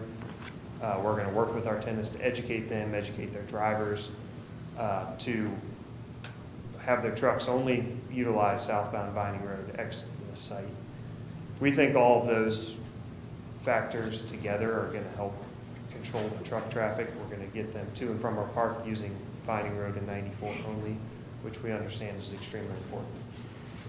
Additionally, we do have future phases of this park. There's at least 2 additional phases that we would have to come back in front of you guys for our site plan approval. If there are problems that arise between now and then, we can work with the city staff and their planning consultants to address those. We're going to give our property management information to city staff if there's a problem. One phone call away, we'll be there. We're going to work with the city to address any concerns that come out of this. So we think all of that in conjunction is going to do the job that needs to do to keep trucks off of northbound Vining Road, off of Wick Road, off of East Road. We do have a couple of what we call sim traffic videos that show how the trucks during the peak hour exit and enter our site, so we can share those here in just a second. The way you'll see that the trucks and the signals are moving very fast on this. What this video represents is an 8-minute segment in time condensed down to 1 minute, so the video is running at 8 times speed.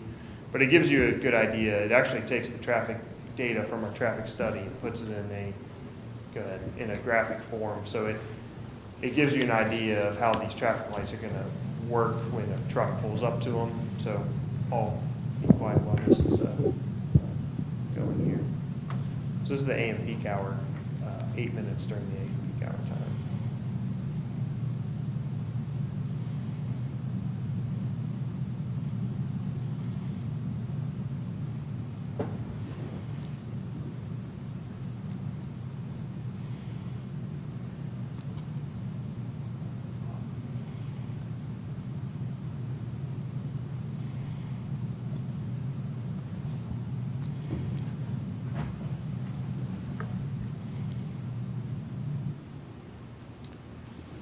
So again, we do have one for the PM peak hour as well. I don't think we need to show that unless you guys would like to see it. It shows essentially the same thing. The one thing that I did want to point out in that AM peak hour video is you see what is the worst case scenario of 3 trucks pulling up to that traffic signal at one time. And it shows you that. I just wonder if you could go back to the video and explain that maybe a little bit more thoroughly of the trucks coming out and how the signal timing works and how trucks aren't going to get stuck in the middle of the median and so forth. So maybe a little bit more. So if you notice that while there's no cars, approaching this traffic signal from our development during this entire first 20 seconds or so, it's a green through for all of the traffic on Vining Road. So these signals will be designed with actuators that only activate once. So if you want to pause it right when that truck pulls up. So these signals will only be activated when traffic pulls up. They'll be either on video or traffic loops within the pavement that activate. And they'll be timed in such a way that we can clear what we're considering the worst case traffic during the peak hour. So you'll see these 3 trucks pull up. Once they trip the signal, the Vining Road will get the stop and the exit will get the green light. There'll only be 1 green light. It's a little bit deceiving in this video. There's not going to be an additional stop bar in the median. That median is not wide enough to house 1 truck. They would be blocking northbound pavement if they were northbound through traffic if they stopped at that median. So there'll be 1 traffic light that tells these vehicles exiting when to go. That traffic light will be timed enough to get what we're considering at least 4 trucks cleared through that intersection. So 2 trucks from each lane cleared from that exit. So if you play it here, you'll see that when the light turns green, these trucks have time to exit. They fully clear the intersection before the light turns yellow and red, and then the northbound and southbound traffic come by and get the green light to go through. And again, if there's any specifics when we get to the question portion about the traffic signal operation or timing, Jacob is here. He'd be happy to answer those questions.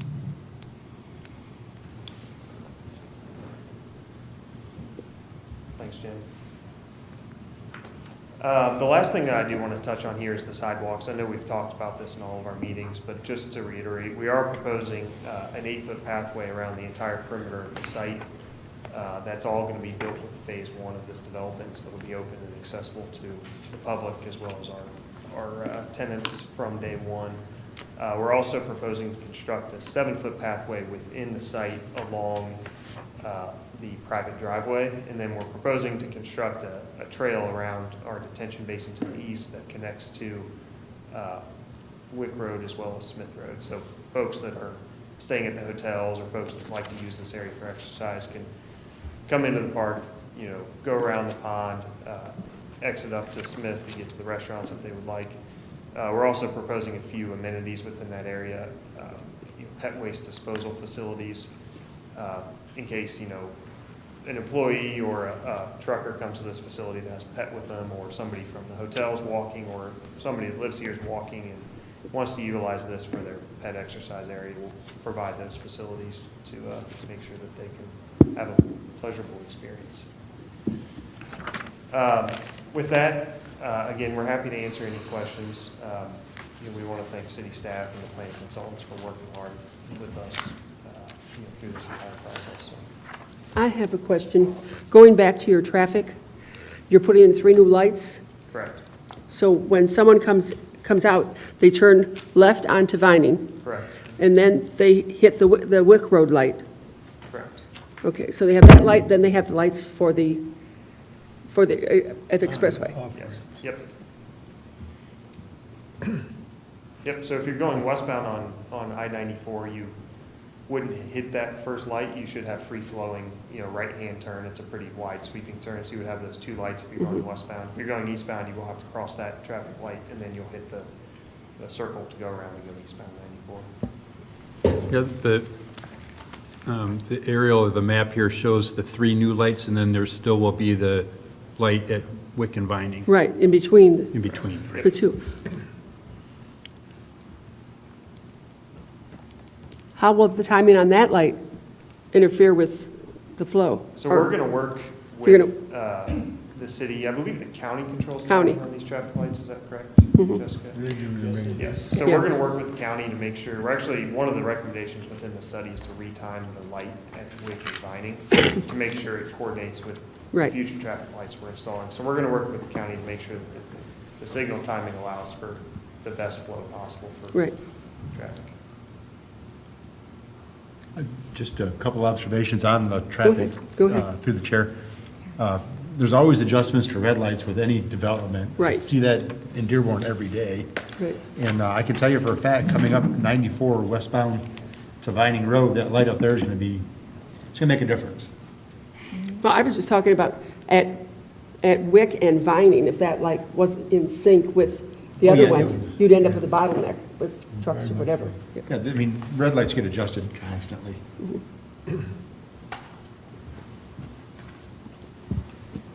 And yet, Mr. McAnally. Through the chair, and I'm sure Jessica could speak further on the irrigation part. We've gone through so much. We've gone through the overlay to get all these quality items added here. Now we're going to go cheap. I'm going to run a garden hose across the driveway. Who's going to be responsible for that? And my guess, nobody. And we're going to end up with a bunch of dead vegetation just because you don't want to put sprinklers in. And I feel like, why are we doing this? Is it that much? Is it going to break you guys to run irrigation out there? Part of the issue that it stems from is we're installing all these remote islands, the remote mounding, further east on the property that there's no water near currently. So providing irrigation to that is extremely difficult with the initial phase. We have a lot of tenants that don't want irrigation running. You know, there's a really conscious movement of green infrastructure, you know, looking out for, you know, sustainability. Irrigation is a big one that tenants don't want within their facilities because it's frankly perceived as a waste. You know, it's, especially in a climate like this that gets ample rain, running irrigation, you know, on the days that it's not raining is a little bit wasteful. So that's part of what drives it. And to be honest, yes, cost is the other driver because of these remote islands. It's extremely hard to get irrigation to it with this first phase. Well, honestly, I can't tell you what the climate's going to do in the next 10 years. We may not get rain like you think, but I will defer to the engineering side for their comments. And so, thank you, and Madam Chair, I have a couple responses to the request for irrigation waiver that was submitted by North Point. The first one I'm going to jump to is the primary planting of native plants. And we do agree that the majority of the species that have been chosen are native plants, and we have seen successful installations of these native plants with 1 or 2 growing seasons with irrigation, and then they would successfully thrive. However, there are a few items that have been chosen, the pink knockout rose, the neon flash spirea, and then my landscape architect had noted a hydrangea, but I'm not finding it on the plan right now. But those items, those plantings do tend to prefer more watering. So we could work with the applicant to make substitutions that are appropriate, but if these plantings are still utilized, we would ask for permanent irrigation in the areas where those plantings were being proposed. We do have some concerns with the temporary nature of the hoses being drug across pedestrian pathways or sidewalks, and or even potentially across roadways or drive accesses. We would want more information as to where those quick connect boxes would be in order to make sure it wasn't interfering with the use of the employees or anyone else of the industrial park. We do feel like there are some areas that may still require permanent irrigation, and we also feel like they shouldn't be limited to, I know it says a minimum of 3 months, but there is a possibility that there might be multiple growing seasons that some sort of temporary irrigation would be required. We have seen this before, and we would be able to work with a bond and an inspection of the vegetation prior to any removal of any irrigation system. But there is certainly more information that needs to be clarified in order to support any waiver, any partial waiver of temporary irrigation. Madam Chair, if I could continue. Go ahead. So if we were to go this temporary route, the garden hose, are you hiring a landscaping firm, or is that the tenant's responsibility? No, we would hire maintenance. You know, it would be the same firm that would maintain the lawn and the landscaping. They would maintain the irrigation system as well. So they would be responsible for making sure that was done. Correct. Okay, I'm satisfied that you'll work through more with the petitioner on this. And we can work through, Carol, is that something that can administratively be worked through and still have a waiver granted for? I think so. I think our ordinance, actually, we do have some flexibility there, particularly if you grant that to us. I feel like between the adjustment of the plantings and the discussion of where you can actually irrigate reasonably, maybe we can come to some compromise, I would hope. Jim Kratz here is a landscape architect actually that works for North Point, so he can maybe elaborate a little bit on some of the quick connect hoses that we're proposing, some additional detail. Yeah. So we can install a temporary irrigation system that can be laid on the surface, so we could lay that on the top of the berm so that we could irrigate from the top of the berm on the street side so that the part the public sees would be irrigated. In addition to that, we've mentioned the native plantings. We also have areas that we're going to disturb will be future construction, so normally we wouldn't irrigate those areas. They'd be planted with a seed mix that's approved by the county and part of the erosion control plan. We also have natives in the detention basins, which again are traditionally not irrigated as they're installed, and they're let to grow on their own. In addition to that, we can apply or include some quick coupler valves that will allow hose watering as necessary. We wouldn't want them running across parking lots. We can locate some of those on the other side of the parking lot. So if we need to irrigate areas away from the building, we can do that. We can irrigate. We can have some on the building side, so we can irrigate that. We've talked about the natives. If we need to change a few species of plants, we can do that. So I think we can, and if we can include a landscape bond. We understand how important the landscape is. As Mark mentioned, we typically don't irrigate everything on our sites. And so I think we can work through this with staff if you're open to that. And keeping in mind, this is the first of the 3 buildings. We will come back to you. We want this to be successful. We will ask for future approvals. And so we don't want to start off on a bad foot and have a bunch of dead landscape plants out there. If we thought it was going to be a problem, we would put in the irrigation, but I think from our experience, the vegetation's able to get established. And we will go back for future approvals, so if this is a problem and you don't like it, then next time we will know that we need to put it in at the beginning, right? If it is not successful with this first phase, then we're going to have to go back and put it in to keep the plants established. Thank you. I'm done, Madam Chair. You, Mr. Ball? I have several questions. There's been a lot of reading with this project.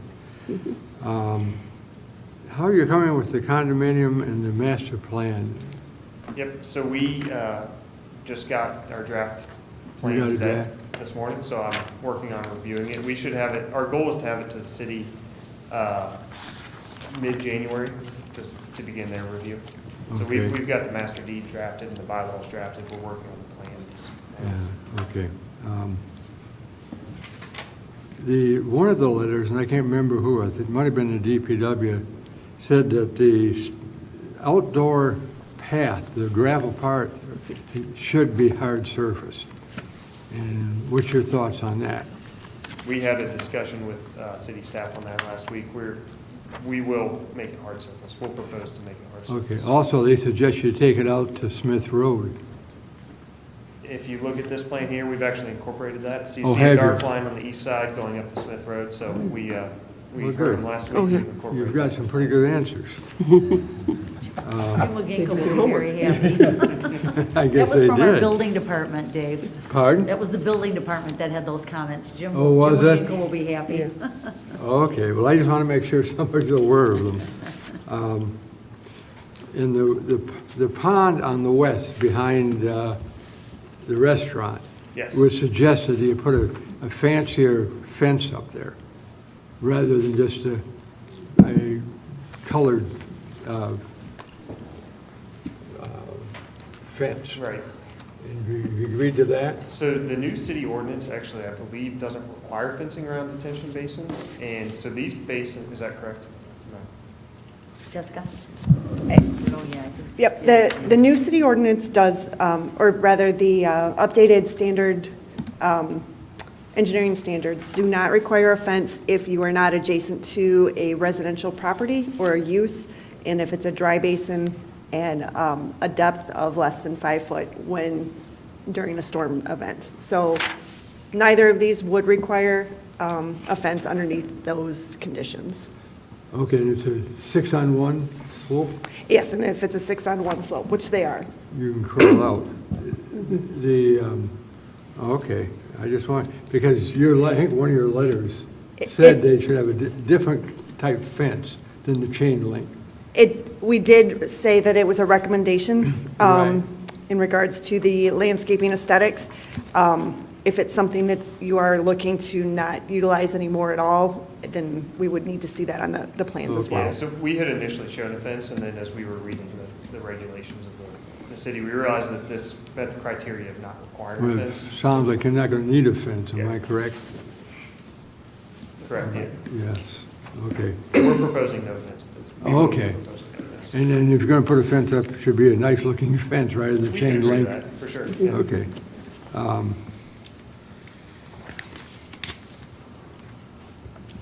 You've answered a lot of the questions.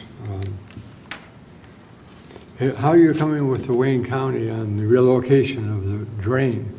It's coming along, so we're working with Eagle right now as well, and the wetlands permitting in that drain relocation. So they've agreed to it in principle. We've got some work to do on the details, but we'll get through it. Okay.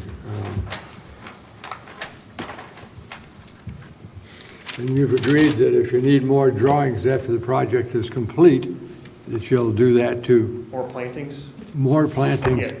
Okay. Yeah, so we'll work with city staff to, kind of evaluate our as-built plantings and make sure that they meet, the expectations. And Okay. we'll commit to adding more plants afterwards if needed. Well, it's not like you answered all my questions. I liked your answers. Thank you. Most of them. Okay, thank you. Well, it's been very agreeable, yeah. Looks like you've already answered the question. Any other questions, comments? Sorry. Mr. Evans, then you, Mr. Yeah, thank Yeah, I still didn't hear anything new and different regarding not allowing them to turn right onto Wick outside of a sign. Yeah, so we initially hadn't proposed a sign. We hadn't even really thought about that would be an issue. The proximity to I-94 from the site makes that turn onto Wick. When you look at it, it's a longer distance to turn onto Wick. We looked at historical speed data within, in rush hour on that section between Wick and Vining, and that's not generally the slowdown portion. The slowdown is a little bit closer to 275 interchange. So, when you map it out, there's not a reason to turn onto Wick unless there would be a problem specifically between Vining and the next interchange down to the west, which I'm forgetting the name of. Wayne Road. What was it? Wayne Road. Wayne Road, thank you. So, we feel that with the added signage, with the traffic enforcement, opportunity passing the traffic order to actually make that sign enforceable, and the fact that we think, the fastest route is on Vining. We don't anticipate there to be an issue, but the enforcement mechanism in the traffic order is our proposal that we're coming with tonight to prevent that. Reality is 94 stays backed up. It happens whether there's an accident or if there's bad weather. 94 is backed up quite often. And so if you have a truck that's heading south to get on I-94, they see that traffic, they're going to turn down Wick Road. Currently, you can't do a proper study because they're doing construction. So on a normal day, someone will turn down Wick Road, regardless of a sign, because the sign doesn't stop it, which is why I had mentioned about that left turn, which I'm glad to see that you did that split, so that actually makes it difficult. But I can guarantee you that they'll be turning on Wick Road because 94 is going to be backed up. It just happens pretty often. I do take that road quite a bit because my job is on the road, and I make shortcuts all the time. I'm just in the car, but I know how the drivers are because I'm on the road with them often. So historically, it's got to happen. So I still think there needs to be something outside of just saying, hey, we'll have the cops out there. They're a little busy doing other things. I know that when Mayor McCrate was here before, he had mentioned that they're going to work with police to get them out there a little bit more often. But if that's the case, they're going to be policing all over the city because we have truck problems all over the city, not just there. So we're trying to prevent more. And once Wick is done with construction, it's a nice new road over there. So if there's some way to put out, I know that I've seen on some of the other areas I travel, they have those, I don't know what you call them. They're like reflectors. They're white little things that look like they're suctioned into the ground. Mm-hmm. And they could kind of narrow that way where a car could, or a regular delivery truck, but not the big trucks, can turn down there. So something that would deter them more than just a sign, because people run signs and lights on the regular. Yeah, we spoke with city staff and the planning consultants last week about geometric improvements at that intersection. one of the things we need to do once Wick Road reopens is go back and finish our counts for our traffic study there, and at that time, I think we can work with city staff, if there's geometric improvements. The one thing we need to make sure is that emergency vehicles can still safely navigate that, but I think that is, whether it's a permanent curb to change that radius, or whether it's those delineator posts that narrow it up a little bit, we're open to considering that and working with the city staff to implement those, as needed. Thank you. Through the chair, you showed a video on turning south that 2 trucks could turn. Is that the way the configuration is going to be? Yes. That 2 trucks will be able to turn comfortably? Yes. Okay. The second is with respect to the traffic. I mean, we know in logistics, nothing ever goes as planned. And with the current trend, more people are ordering online, we would have more trucks.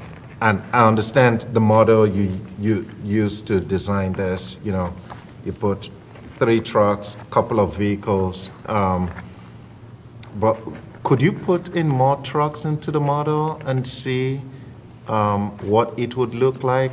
Because if that is the trend and it's going to continue, let's see what it looks like.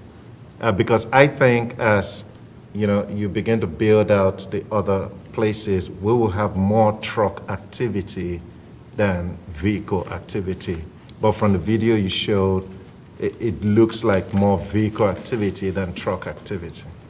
I think the one thing that will protect the city from that aspect is our conditional rezoning agreement states that we're allowed 1 truck dock per 8,000 square feet of building.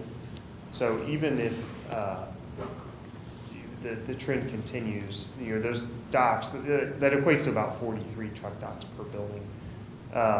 Those docks can only feasibly turn every, so often. You can't unload and load a truck fast enough to turn those docks more and more in a day. I think the technology will get there that you'll see a little bit of speed, but I don't think you're going to get to the point with only 43 docks per building that we see a massive influx of trucks. And again, we're held to that number within the conditional rezoning agreement that's on file with the county. So I think from that aspect, the city is protected. However, I think we could go back and look at the video and, double the amount of trucks maybe and see what that looks like and see how it takes to clear that. I don't think that would be a problem. No. I'm glad you said technology will catch up with it, because it will, sooner rather than later.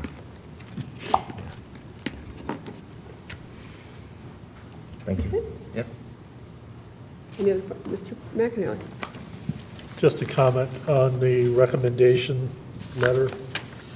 Are we looking to change number 8 to include something administratively regarding the irrigation? I was just writing stuff down. I was saying at the end of where it says removal acceptable and administration input and evaluations of plantings and irrigation potentials. Would that be something that we want to add in? You definitely want to add something and say it again. What I said at the end was add administration input along with evaluation of plantings and irrigation potential, just to see what we could adjust and tweak. Unless you have better wording. I think that's sufficient, Okay.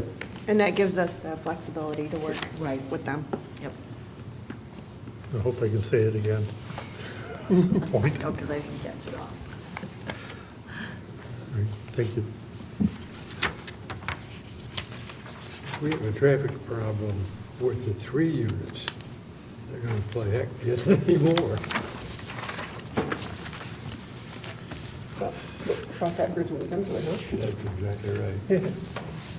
Right now, we're worried about us getting these buildings approved. Oh, yeah. I think the thing to keep in mind, we've had a lot of meetings and discussions with their team on the traffic and mitigation and so forth, so the letters are a lot shorter now than the letters they were provided previously, and changing the model and so forth. And they would come back with when the first phase is up, we'll go out and take counts and see how accurate it was, and same with Royal Farms, because they're coming back in for future phases for the industrial and also future commercial along Wick Road. And so we've noted in our studies the additional information that we needed for the new traffic studies, and we'll be looking at actual conditions versus what was predicted and have adjustments made then, so we will be working on that throughout. Right. As they come in with phases, we'll be confirming things. Yeah. So basically, we'll have hard numbers as opposed to just, That's right. Real numbers. It'd be real numbers. any other questions or comments? I'd just like to see the revised traffic study when you guys put it together, add in To more what trucks. degree, to what level do you want? Just as many trucks as they put on? Yeah, I'm thinking that the 3 trucks, at the lights, I honestly, with all this built out, do not look realistic. I'm thinking more 6 to 8 is what we would see at a time. I guess, okay, as long as we specify what you're looking for, because what I'm worried about is that we give them unrealistic expectations of just jam them all in there, see what you can do. No, not necessarily unrealistic, because if we look at the trend, we're going to have more warehouses. Right. We're going to have more truck operations on the road. So you're looking for the maximum build-out Yeah, of you- your properties, not Yes. anybody else's. Yes. I would say it would be like, how many trucks can you accommodate there before they start to queue up? Like, how many trucks can you get through? Correct. And then the lights changes, and then trucks start backing up. So that's kind of, we show 3, how many more can get through before it goes red? Yeah, so I guess a couple points to reiterate. That video wasn't full build-out, that wasn't phase 1, so that is the maximum we're projecting at, full build-out. I guess a couple additional points.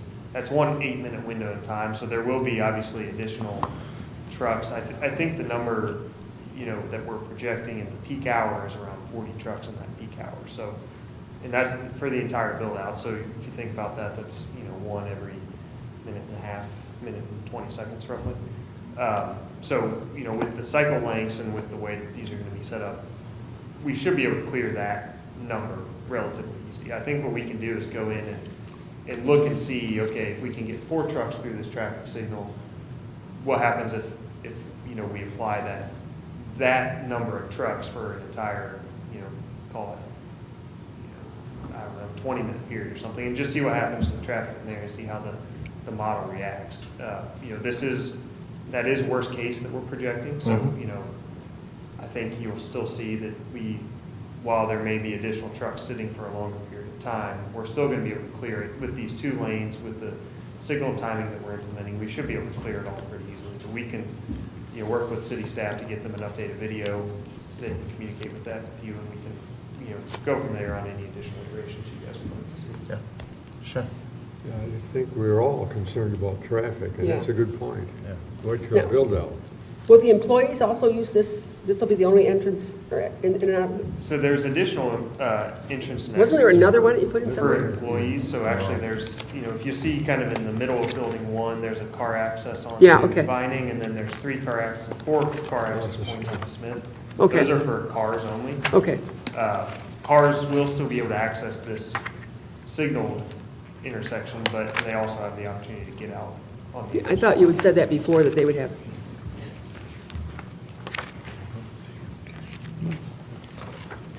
Questions, comments? Carol, do any of you have any more comments, or? No, I was just asking Brad, timing-wise, to get this additional traffic information, if you're coming back to them with the condo plan, maybe you can time it so that you get it done. Yeah, that's a great idea. So, Do we want to include it, though, as part of our conditions, or put it on the number 3? Number 3 again? Yeah, we put in here, provide worst-case scenario video for traffic. yeah. Okay. That's what you put on number 3? Yeah. Yep. Worst case Build a scenario? revised traffic study for administrative review, including worst-case Scenario video. scenario. Yeah.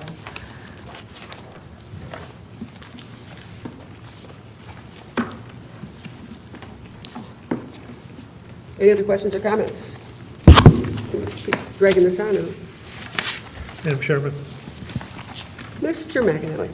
I'll make the motion to approve site plan SPR 2021-019, North Point Industrial, Phase 1, conditionally approved subject to the how many items do we have here? 11 items.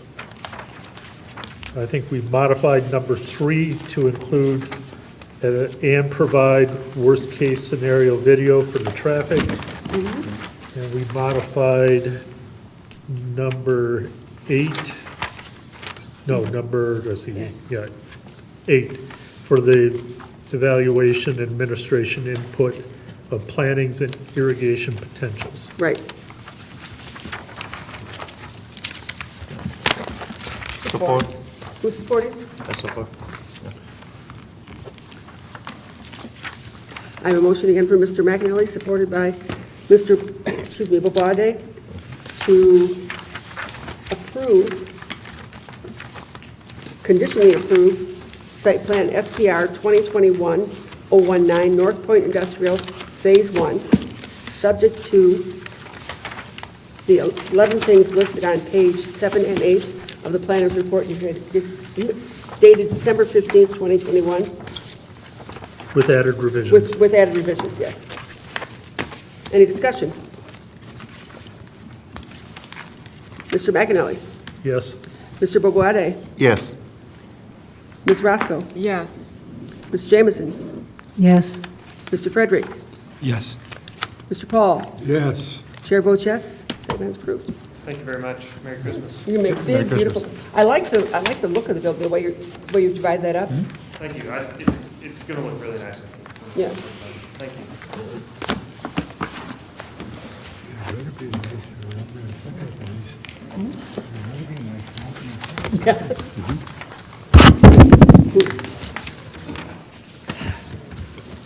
All right, I keep throwing my.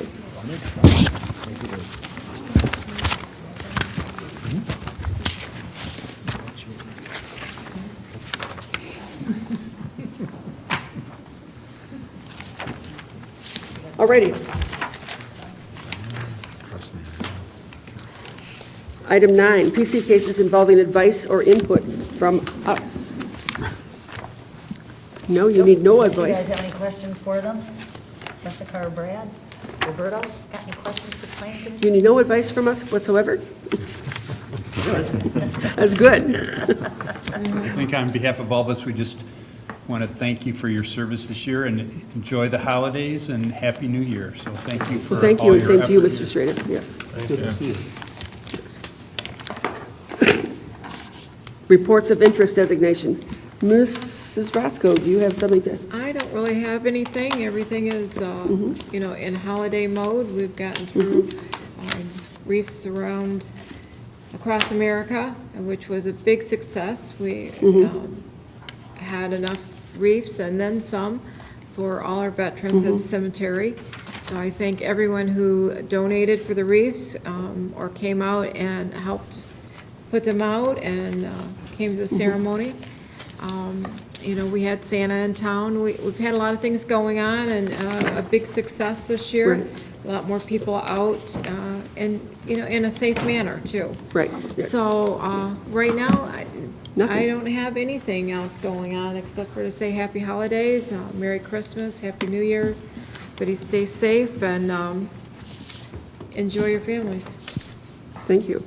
I would also like to wish everyone a very Merry Christmas, Happy New Year. Stay safe, enjoy your family and friends. Don't have to just go from room to room in your house. You can actually go out now. You can actually go outside, which would be nice.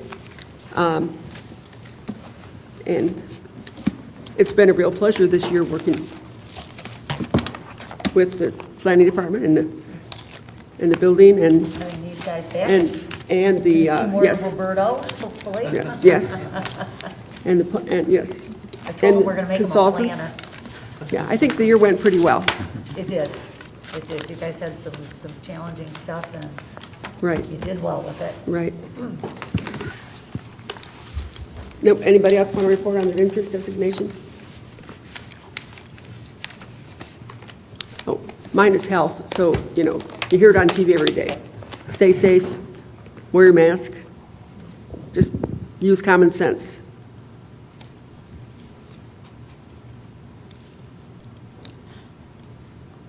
Item 11 is communications, and we have the project status report. Don't know if you have any questions on it. We do have a few big things coming at you. I did talk to the developers today regarding a rezoning, special land use, and site plan for a gas station at Wayne and Ecorse. I don't know if they're going to be able to turn it around for January or not, but probably by February you may be seeing that. The Gateway PDA has come back in, and we've got to get through that in the next few weeks. Again, not totally sure yet if these things are going to get on the January agenda. We're still coming off of this one, trying to pick up. So we've got a lot of review work to do, a lot of little stuff that's in our hopper. So reoccupancies and small site plans, little expansions, things like that. So we are still extremely busy, which is great. It'd be nice to see some housing come through. Well, that would be Gateway. That's where Well, that one Gateway, is. yeah, that's- Yep, that's where that one is. Yeah. Yeah, I've had my share of trucks this year. Yep.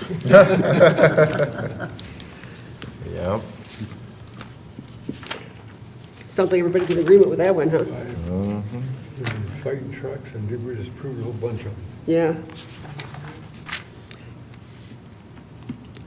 No other questions or comments from anybody? Item 12 is adjournment. So moved. Support. I have a motion, excuse me. I have a motion from Ms. Jamison, supported by Ms. Roscoe, to adjourn. Ms. Jamison? Yes. Ms. Roscoe? Yes. Where'd it go? Mr. Babwade? Yes. Mr. McAnally? Yes. Mr. Frederick? Yes. Mr. Paul? Yes. The chair votes yes. This meeting stands adjourned.